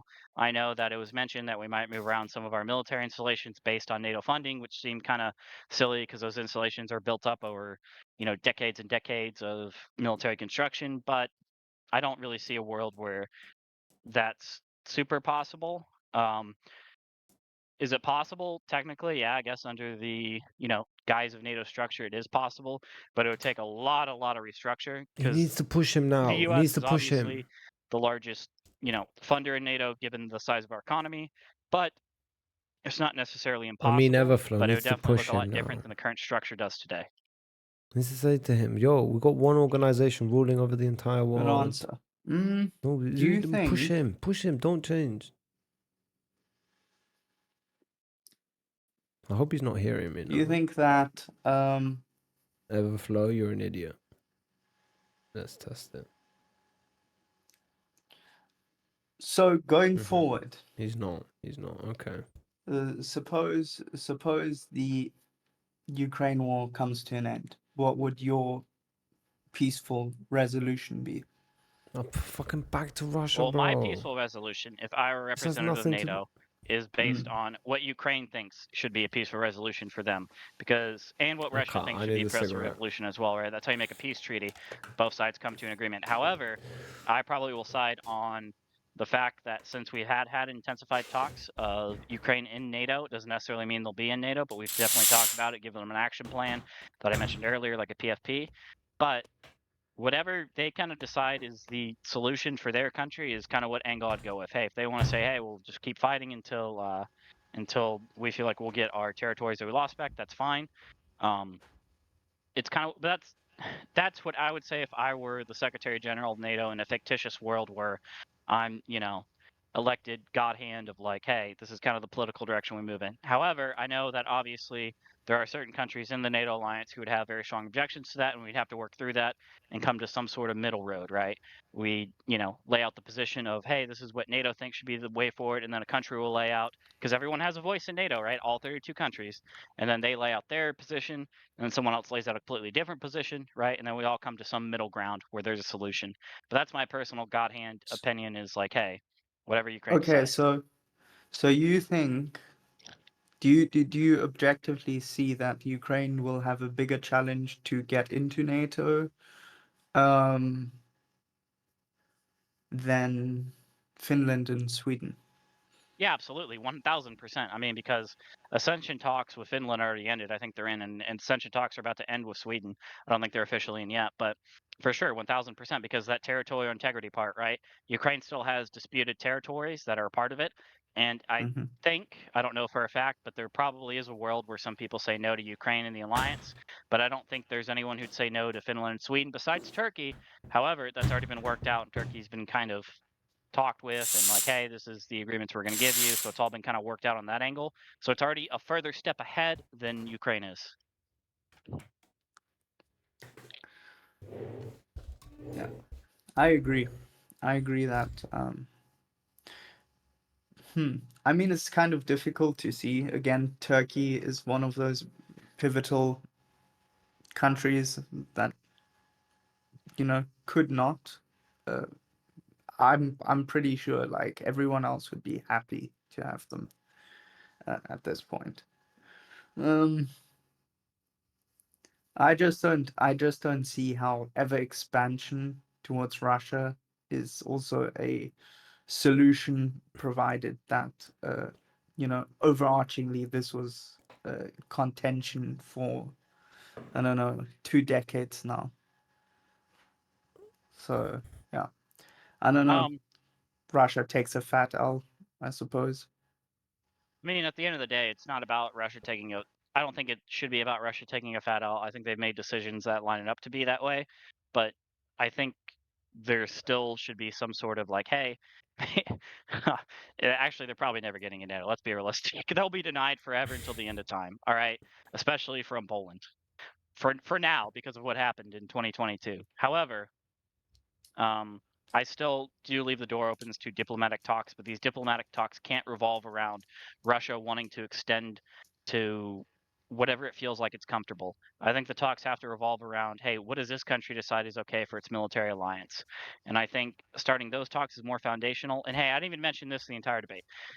CSTO, there is already a military alliance that Russia is involved with the Central Asian countries. Listen, if you want to build up your military alliance and have as many friends as possible, Russia, go do it, please. However, you need to understand that just because that, Playing with like, fire. Poland, Latvia, Lithuania, Estonia, whatever country I mentioned, doesn't want to be in your, like, sphere, they don't have to be in your sphere, right? Like, that's the part we need to kind of agree on. Countries should be Yeah, able to choose what sphere they belong in. yeah. Um, fair enough.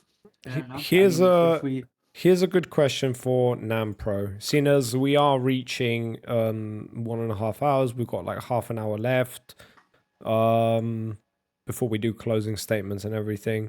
So here's a question for Nammpro, and it comes from Lanius. For anti-NATO, most against for anti-NATO. Okay, so this is actually for Everflow. Never mind. So the next one I will present. I will be giving it to Nammpro. So most against NATO arguments involve the inherent imperialistic nature of America. If the US was not a part of NATO, would you support it then?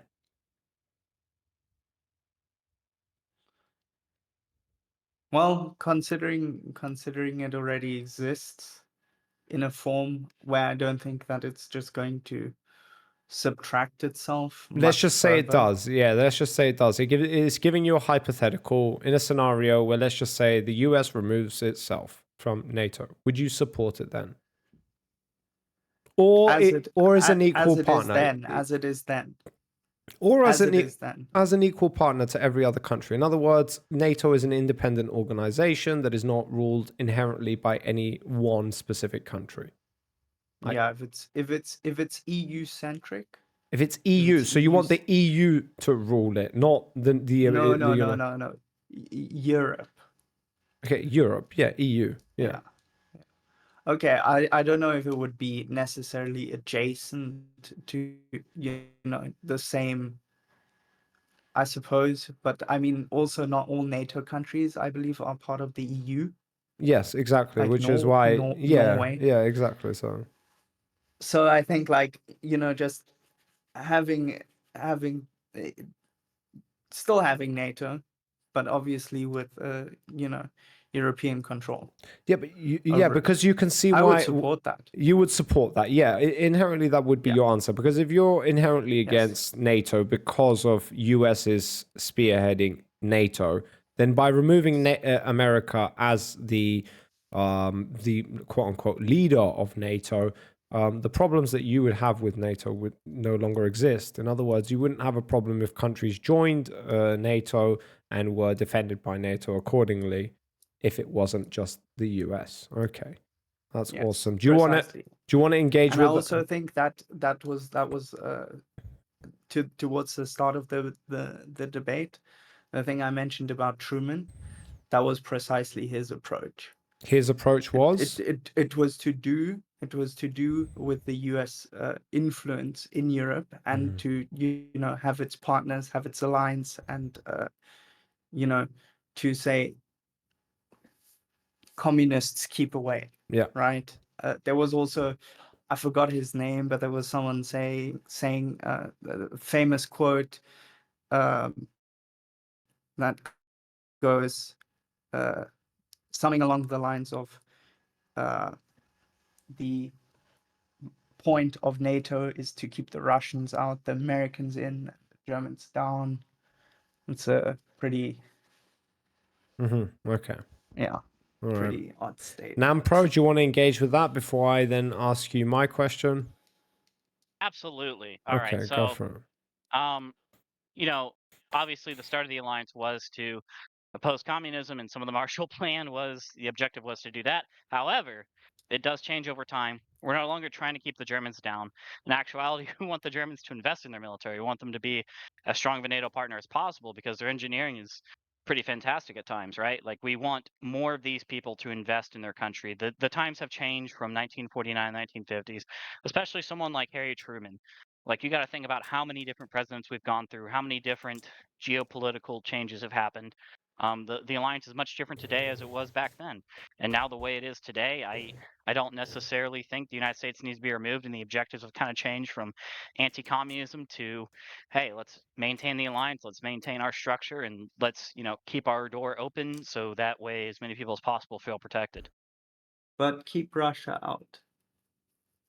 Right now, I think the way that since the invasion of 2022 and the annexation of Crimea in 2014, I don't see it changing from that. I'm going to be honest, because no Eastern European nation is going to feel very confident in that, especially when you have a place like Kaliningrad and a very short entry into the Baltics. I don't necessarily think it should be like for that in the end of time, but we have given Russia an option That was earlier 20 years Germany's ago. fault.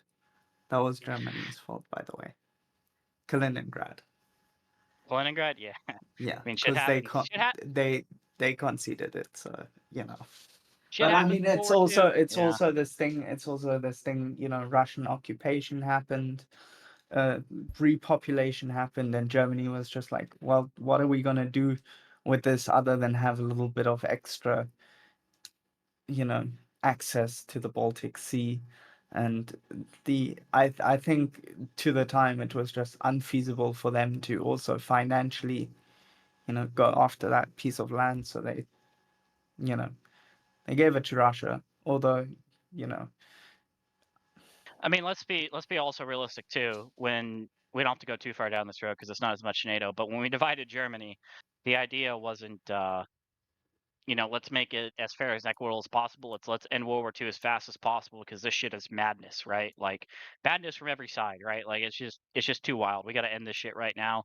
So when the Russians reached Berlin, and they said, hey, wait for the Allies to come, then they split up everything. Was it the best way to do it? No, but it happened, and now we have to deal with the consequences of that, right?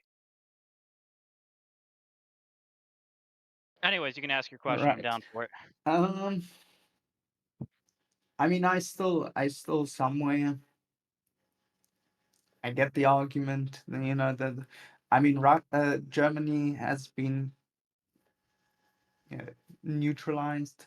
I mean, after the World War, they had nuclear weapons. I believe it was that, you know, that was the thing. They had nuclear weapons surrounding them.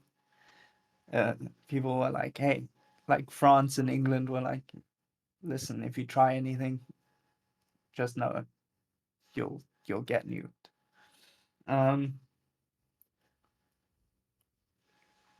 Shit. So I okay. think, 1 second, Everflow. Okay, so for Nammpro, I'm gonna go ahead and ask you your question now. Okay.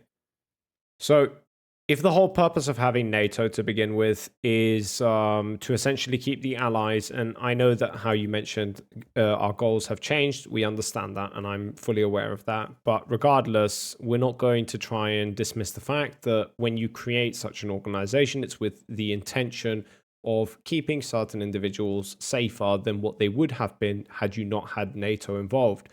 Now, the question is, we inherently believe in freedom and human rights and all of these different things. But at the same time, it's kind of hypocritical. I think somebody like me is able to see how you would have one organization. Now, personally, I am full in support of NATO, but it's not under the guise of I'm not aware of the following. So the following being that you create this organization that essentially is like a party, and only certain individuals who are invited to the party or are willing to join the party are ever allowed to attend the party. and anybody else, irregardless, is not allowed to join the party accordingly.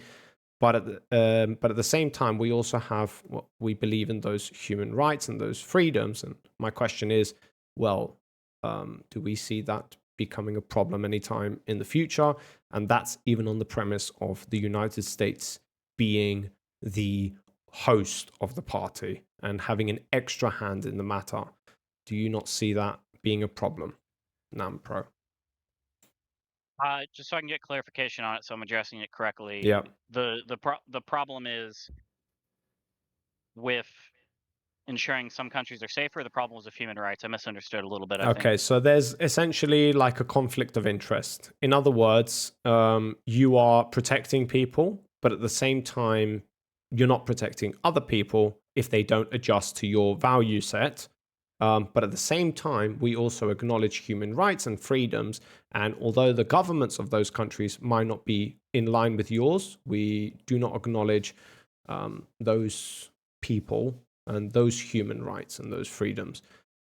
Simply because, well, their political parties will not want to join your company.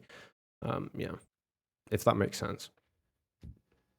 I'll try to address it in a, I guess, multifaceted way. So Yeah. one, we do send out an invitation to, well, not an invitation. We do start like a plan, an individual action plan for them to join. But we've also invited quite a large number of nations, and even nations you wouldn't expect, like Serbia. If those nations don't want to, follow in line with that plan, that's fine. Is it a little bit hypocritical that sometimes they may not follow in line, and then their people or their country might be more unsafe? That's just kind of the rules we've set in stone to allow people to join NATO, to give us kind of like a standard. You kind of need to have a standard to be in this alliance, right? And if you can't meet that standard, then you can't be a part of it. Does that hurt human rights on a larger scale? It could possibly very well, but I also think it's fine to have that standard of everyone needs to agree, everyone needs to follow this individual action plan and all that stuff. It is a large party, and you do kind of need to be invited to join because every other nation needs to agree to it. However, I think NATO is open to having more nations in it than not. So even if a nation like Serbia wants to be a part of it, I think the Secretary General worked very hard to make sure that that nation is a part of it, even though Serbia has had very large issues with countries like Bosnia, who do want to be a part of it, who are not a part of it yet, and countries like Albania. Is it a little bit hypocritical? Probably to a degree, right? It's not necessarily an alliance for. This is always about human rights. However, we have done things and actions of human rights and to prevent ethnic cleansing, like in 1999 in Kosovo. There is probably a level of like, hey, we're not going to do everything all the time to ensure human rights, right? And for example, some allies are a lot worse at this than others, like Turkey. They're probably like one of the worst allies at ensuring that they maintain some level of adherence. However, we still have the standards that we have set to and all that stuff, and I think you should be a part of those standards in order to be a part of the alliance. I think that's a fair and equitable approach to it. Okay, just to clarify for anybody, you're not trying at the extremes, you're not trying to justify it. You're essentially saying, hey, we do have our standards, and while we do believe in human rights and freedoms and liberties and all of this good stuff, we are essentially drawing a line somewhere and saying, hey, if you don't meet our standards, you're not going to join the party. And that would obviously curtail and then fall over and have ripple effects onto the peoples of those places. And yes, you acknowledge that it would be hypocritical. So that's your position. That's fair to have. Everflow, you can now engage with that one if you want. You can now engage with the question I just asked him, or his responses, or anything. If you've got any criticisms for that or anything. No. I was thinking of a different point. Actually, two last points. Okay. But, yep. Feel free. Yeah. Okay. So, for one, okay, I'll leave the moral question for last. For one, it's actually just a two-part question. See, the debate's so long that it's overwhelming. I'm not even looking at my laptop anymore. Okay. The first part of the question would be So I think it's a good thing, first of all, that in light of the bad events that have happened to Ukraine, in light of that, I think it's very important that NATO countries have upped their commitment to to kind of bolster their preparedness, right? Which is now happening. I mean, all the companies in Europe are working again. Do you think that so I think the driving wedge potentially to de-escalate the situation would potentially be perhaps make a deal with Russia in the peace agreement of Ukraine, in the peace agreement with Ukraine, that Ukraine does get to join NATO, but that NATO would become, Eurocentric. It would make its own agreements with Russia on uh, basically the commitments of remaining defensive. I think that's a very, very, very important thing that NATO do need to keep pursuing, is that they make sure that Russia knows that they are a defensive alliance, especially if they are already going to border. I would also recommend that the United States does repeal perhaps military bases further away from Russia, to distance those, because I don't think moving any closer is going to help in any metric the de-escalation process, which I would like to see happening personally. So, Uh, what is do it? you want me to answer that? Or? Yeah. Go for it. Go for it. Yeah. Yeah, so listen, at the end of the day, any agreement that's not in line with Ukraine, NATO can't unilaterally make a peace agreement for Ukraine. Ukraine has to be on board with it no matter what. And they probably want to be in NATO more than anything, but what is more Eurocentric mean? Or what are we going to put on paper that makes it more Eurocentric? Which is fine, because I think that the US would be open to more of Europe investing inside NATO, but does that mean removing the US completely, which I'm not entirely sure how that's going to work? Um, what would be like the on paper, like, hey, this is what we mean by more Eurocentric? Does it mean that the Supreme Allied Commander is no longer a US military officer? And the second part about military bases being de-escalatory, Putin's going to complain if there's an exercise anytime in Latvia, Lithuania, Romania, Poland, whatever. It doesn't matter. If there's U.S. troops there, if there's even NATO troops there, I think he's going to complain. And part of NATO, a large part of it is the U.S. So anytime you do a military exercise in any of these places, you're going to have U.S. troops there. More than like bases, I don't think moving Ramstein Air Base, Aviano Air Base from Italy, or Spangolm Air Base, or some of the bases we work with in Poland, moving them back further west, I don't think that necessarily helps the de-escalatory process, even if Russia says it does, because Russia will just be like, "You're exercising with Lithuania in Lithuania. What the fuck?" Like, they're just going to be upset at one or another thing, and we're just going to be like, "Well, how do we work with this country that doesn't even have an air force if we can't go here and exercise here and try to outline a protection of their like, you know what I mean?" And most of the exercises do happen in other places like Germany that can support it, or Italy.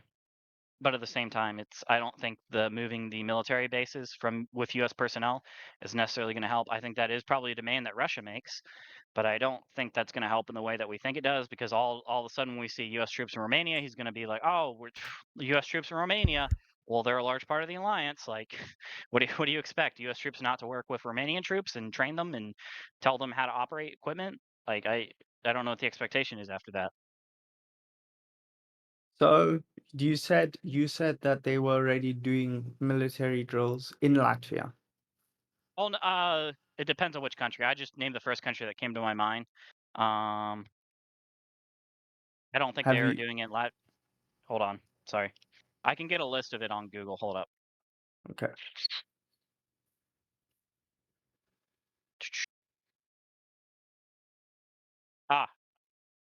So we literally had a Baltics operation exercise held in 2015, and then there's another one also held in 2022.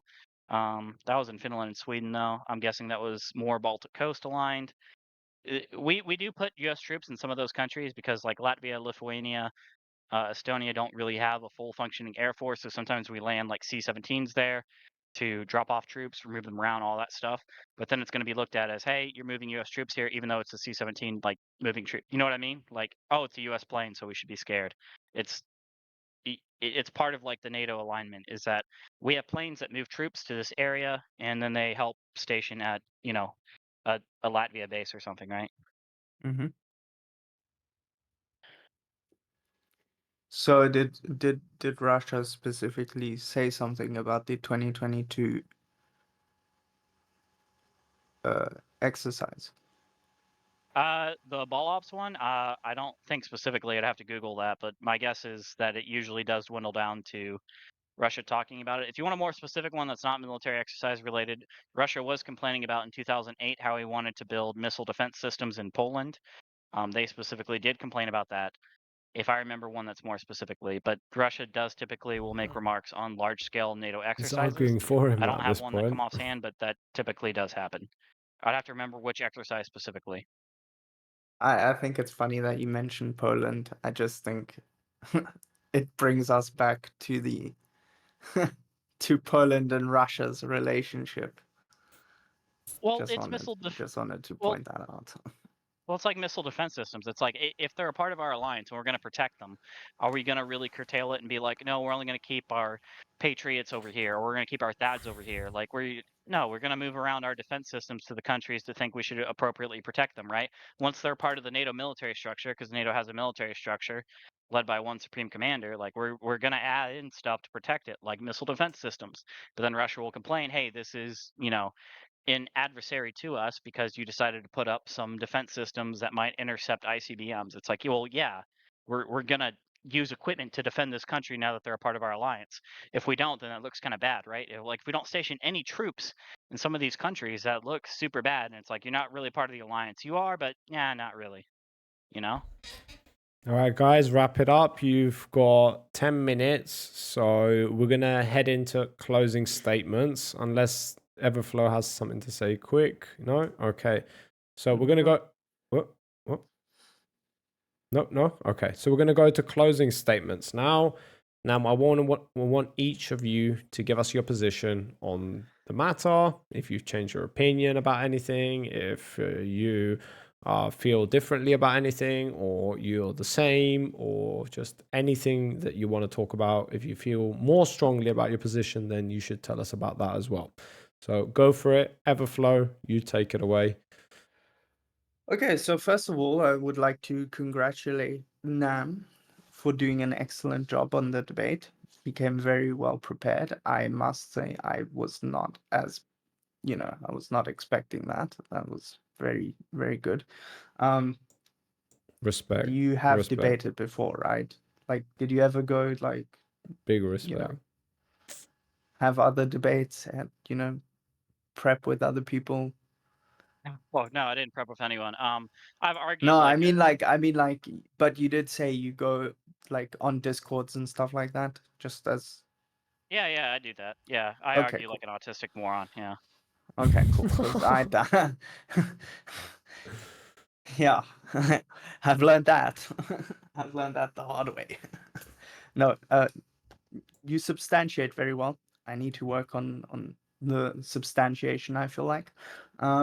As for my stance, I do feel like you've convinced me on certain points. I think from a mm,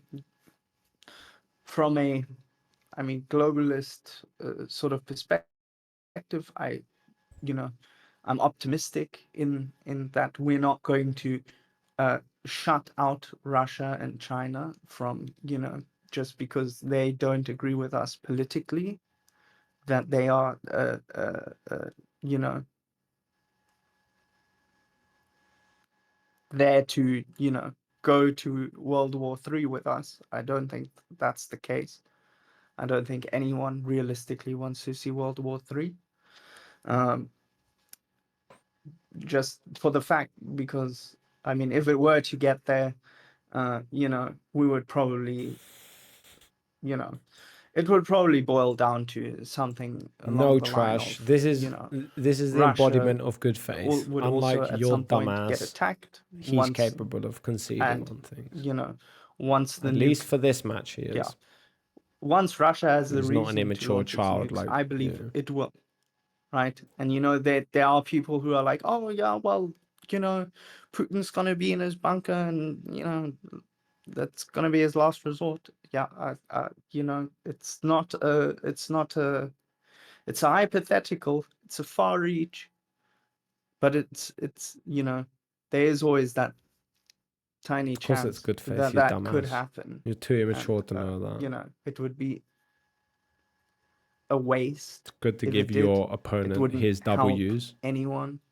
So I Because then think when you get a W, he it's a might very just give it back to you. complex situation. Stupid ass.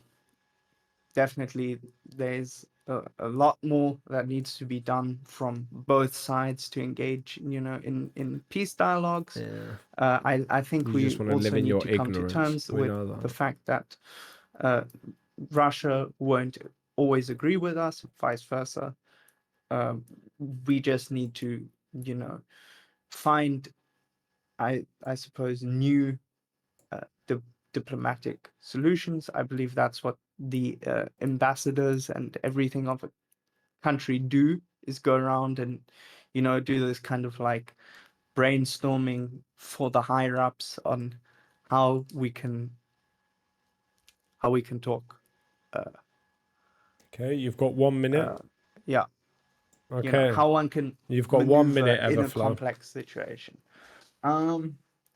So yeah, that's as much as I'm going to say. Optimistically,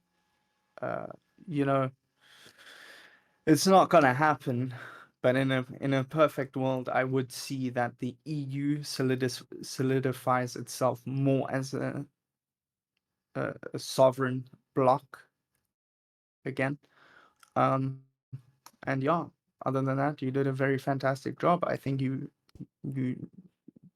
outpointed me by far, but we'll see. We'll leave it to the judges. All right, thank you, Everflow. Go ahead, Nammpro, give us your closing statements.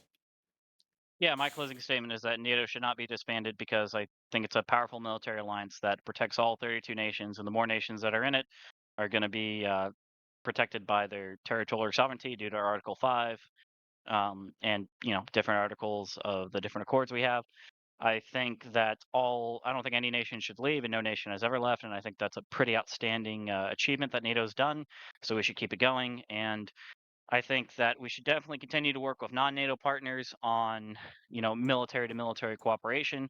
However, if this is in lieu of, invading other countries and stuff like that, we need to make sure that we support our appropriate nations in NATO to make sure we, guarantee our 32 nations are protected. Other than that, I want to say this. I'll give Flow State this. He wasn't the biggest I want to disband NATO guy because we talked a minute before this, maybe like 2 minutes before this. So he wanted to go in a different direction. So I will give him credit in arguing for a topic that, maybe he fully wasn't on board with. So I'll give him that. That's an extremely difficult position. I hate it when I have to do that. So he had the harder angle than I did by far and by a large margin because he was looking more for hey, I want to make NATO more Eurocentric and leave the US kind of out of it, which is fine. That's a, different conversation than some of the one that we had today. Although we did dive into that by a little bit, but maybe only like 20% of the conversation, 10% of the conversation was that. Wait, So I'll give really? him credit. Yeah, I'll give Everflow State credit in that he wanted to talk about a different thing and he was defending a position that was much harder to come from because he maybe wasn't as passionate about it. So I will say that offhand. All right, that's way harder to fucking do than what I Thank did. you, man. Okay, Thank you. because I actually believe Appreciate in the it. thing that I'm talking about. Right, so that's harder to do. Wait, why So I did give we him do credit there. that? And NATO shouldn't be disbanded. End of my closing statement. All right. Close it up. Why the Come on. fuck didn't we do that? Holy shit. Are you guys kidding me? Oh my god. No, you don't get to do this. You don't get to do Wait, this. am I No, guilty for no. this? Yeah, you're guilty for this Why? Yeah. because it's Yeah. your mismanagement. What the fuck did I should have done? Wait, was I supposed to change the fucking topic? All right. It's okay. I will say this. We did talk about a lot of stuff.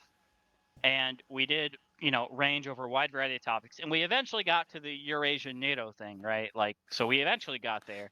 It just took us a while. Yeah, because you wanted to talk eventually hit about it, guys. Russia and shit, right? I could talk about anything that NATO has to do. I researched all of it. All of it. All right. Yeah, I know. I can do it all. tell. But apart from Everflow, why the fuck didn't you talk about making it Eurocentric, you dumbass? What the hell? I didn't tell you not to do for a little that. bit. What I'm do you getting mean? shit on right now, and you guys think this is okay. This is not okay, you pieces of shit. It's not my fault. What is it not my fault? I did want to. All right? I did want to bring out one more thing. Mismanagement, my ass. Suck my in terms dick. in terms of spending, while I know that the US does have a lot more military spending on its own than any other country in the world, right? I also think that like if you even just stack the UK, France, and Germany, for defense, I think their military budget, albeit is quite less than the United States, I think if you stack those up, you've got a sizable number compared to China and Russia. And I think that would, along with all other EU, like European, NATO allies would stack up to a sufficient budget that would, so finances, basically what I'm trying to say is finance is not a problem. I don't think finance is a problem for you. Jesus. Well, I guess we're going to have to do a fucking round two. We're going to have to do a fucking round two, apparently, according to you motherfuckers. Holy shit. No. I just wanted to give him credit for defending a position that wasn't fully his. All right? Oh my he signed god. Up for the debate. He signed up for the debate. I give him credit, all right? Yeah. I mean, no, it's all good. It's all good. Holy shit. Yeah, we're all like good that. here. Right. Okay, judges, go ahead and add your bonus points. At the bottom of your list, you will see that you can add up to what is it called? You can add up to 2 points, sorry, to the winning side. So whoever you think won or represented their overall position or of the topic the best, then go ahead and add those points onto them. And then I'm going to call you in one by one. Obviously, I'm going to unmute you guys now, but I'm going to call you out by name one by one so you can give us your final score. So here we go. All the judges are now unmuted. Is any of you ready right now to go ahead and give us your score? Yes, I am. Okay, right. Inappropriate. Go ahead when you're ready. Okay. Do you want me to give you the reason or just the number? No, you're just going to give me the number for now. You're going to start with Everflow. All of you are going to start with Everflow first. So he's going to be the first number you give me, and the second number will be for Nammpro. And then after this, you guys are going to give us a brief rundown of why it is you scored the way you did. So go ahead. I scored Everflow 3, and I scored Nammpro 19. 319. Fair enough. Okay, next. Anybody else ready? All right. Grumple score here. Okay. So I didn't remove any. I didn't think there was any bad faith, and it was hard to. Just give us the score, and then what is the score? 21-36. Nam. 21 and then 36 for Nam, right? That will be 37, 47. Okay. All right. And last but not least, Kuro. Go ahead, my guy. Okay, as for mine, I just give the numbers. I scored a little bit differently. I wasn't sure how to do it. But so for Everflow, I have 3, and for Nammpro, I have 8. I thought this was like I thought we had a cap on how many points we can give, but I see it's a little bit different. Okay. You're starting with 10 points too. Okay, so 55. Like the SATs. All right. Well, there's by absolute annihilation of Everflow. Hey. Yeah. That's what I'm calling it. What do we call it in boxing? The fucking unanimous decision. By unanimous decision, Nammpro is the winner today, 3-0. In other words, 3 judges approved of him. So congratulations, Nammpro. You are the victor of today. Good job. Good job, bro. Good job. You did a good job. Now, I'm going to ask the judges to give us a brief rundown of why it is that they scored the way they do. And they have the floor open to criticize the debaters as much as they want. Please go at their throats. Please. Yeah, for me. Thank you. Have a good time. Enjoy. Talk to each other. Let each other know what's going on. Oh, come on. Yeah, we're doing this. Somebody brought it up at halftime that there wasn't really a whole lot of claims being made, and that's what the general scoring is based on. So it was difficult to score anything. So it had to kind of like fit it to is good faith or not, or if it's really on track is kind of what I was doing. If you were like way off track and it wasn't a good faith or bad faith claim or anything like that, it slowly reduced. Yeah. That's fair. That's fair. I mean, again, I've never done debating. I've never done debate deathmatch. I was more so poked into doing it. By who? Wait, we're making a lot of fucking digs my way today. What the hell is this shit? Wait, who poked you into it? You were like, no, you guys been arguing for so long. Might as well just do it. Yeah. And then I was like, yeah, you no, should but fucking I don't do want to it. do it. And then you go, Wait, yeah, you want that's some pussy shit. Wait, wait. I will say this. I said I will challenge any of you, not just Everflow State. All right. So kind of hit you with another punch, Everflow State. I said anybody. All right. You took Getting up the challenge, shit on and I do today. appreciate it. I'm getting fucking shit on today. What is this? Fuck the lot of you. Oh my god, bro.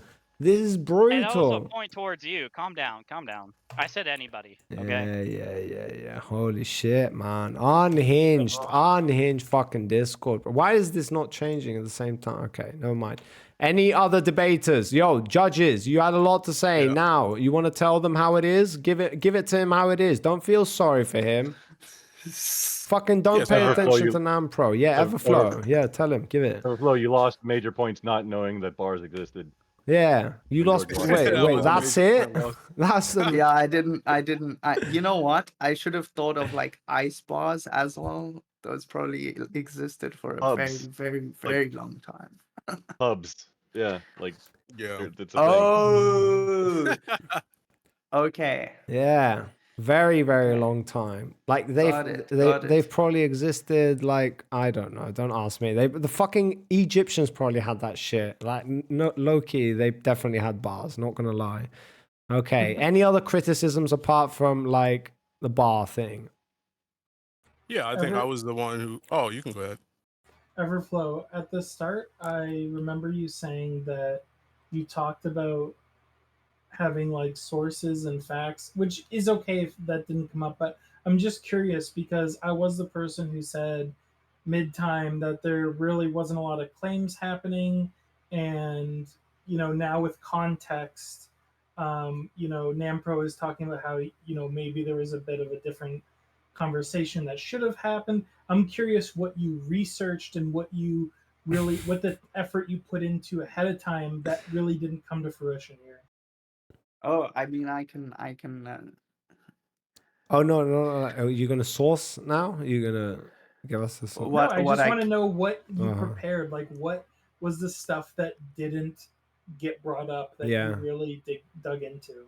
Like a generalization. Yeah, good point. Because apparently they talked about a topic that he didn't want to have a conversation about. Yeah, I'm curious I'll as say well. this. I wanted to have a conversation about this topic. All right, this was the topic I gave out. All right, I wanted to talk about this. So Yeah, to be fair, he was the one who fucking challenged in the first place. But then, like, obviously, I understand that his position changed a little bit, which was essentially. But you understand that, well, if you don't like the US controlling NATO, and NATO and US is never fucking abandoning NATO by itself, well, then the only other conclusion would be to disband NATO and form another fucking alliance or some shit like that, which was his argument. So it's like, Yeah, why that did was the opener. yeah. So I think. why wouldn't you focus on that if that's like the main point? What was stopping No, you? because it's just Was it? I mean, look, I get it. I get it. Yeah. I should have done more in in line to that very like objective statement. Hmm. But then I'm going into things like sorry. I would be going into things like I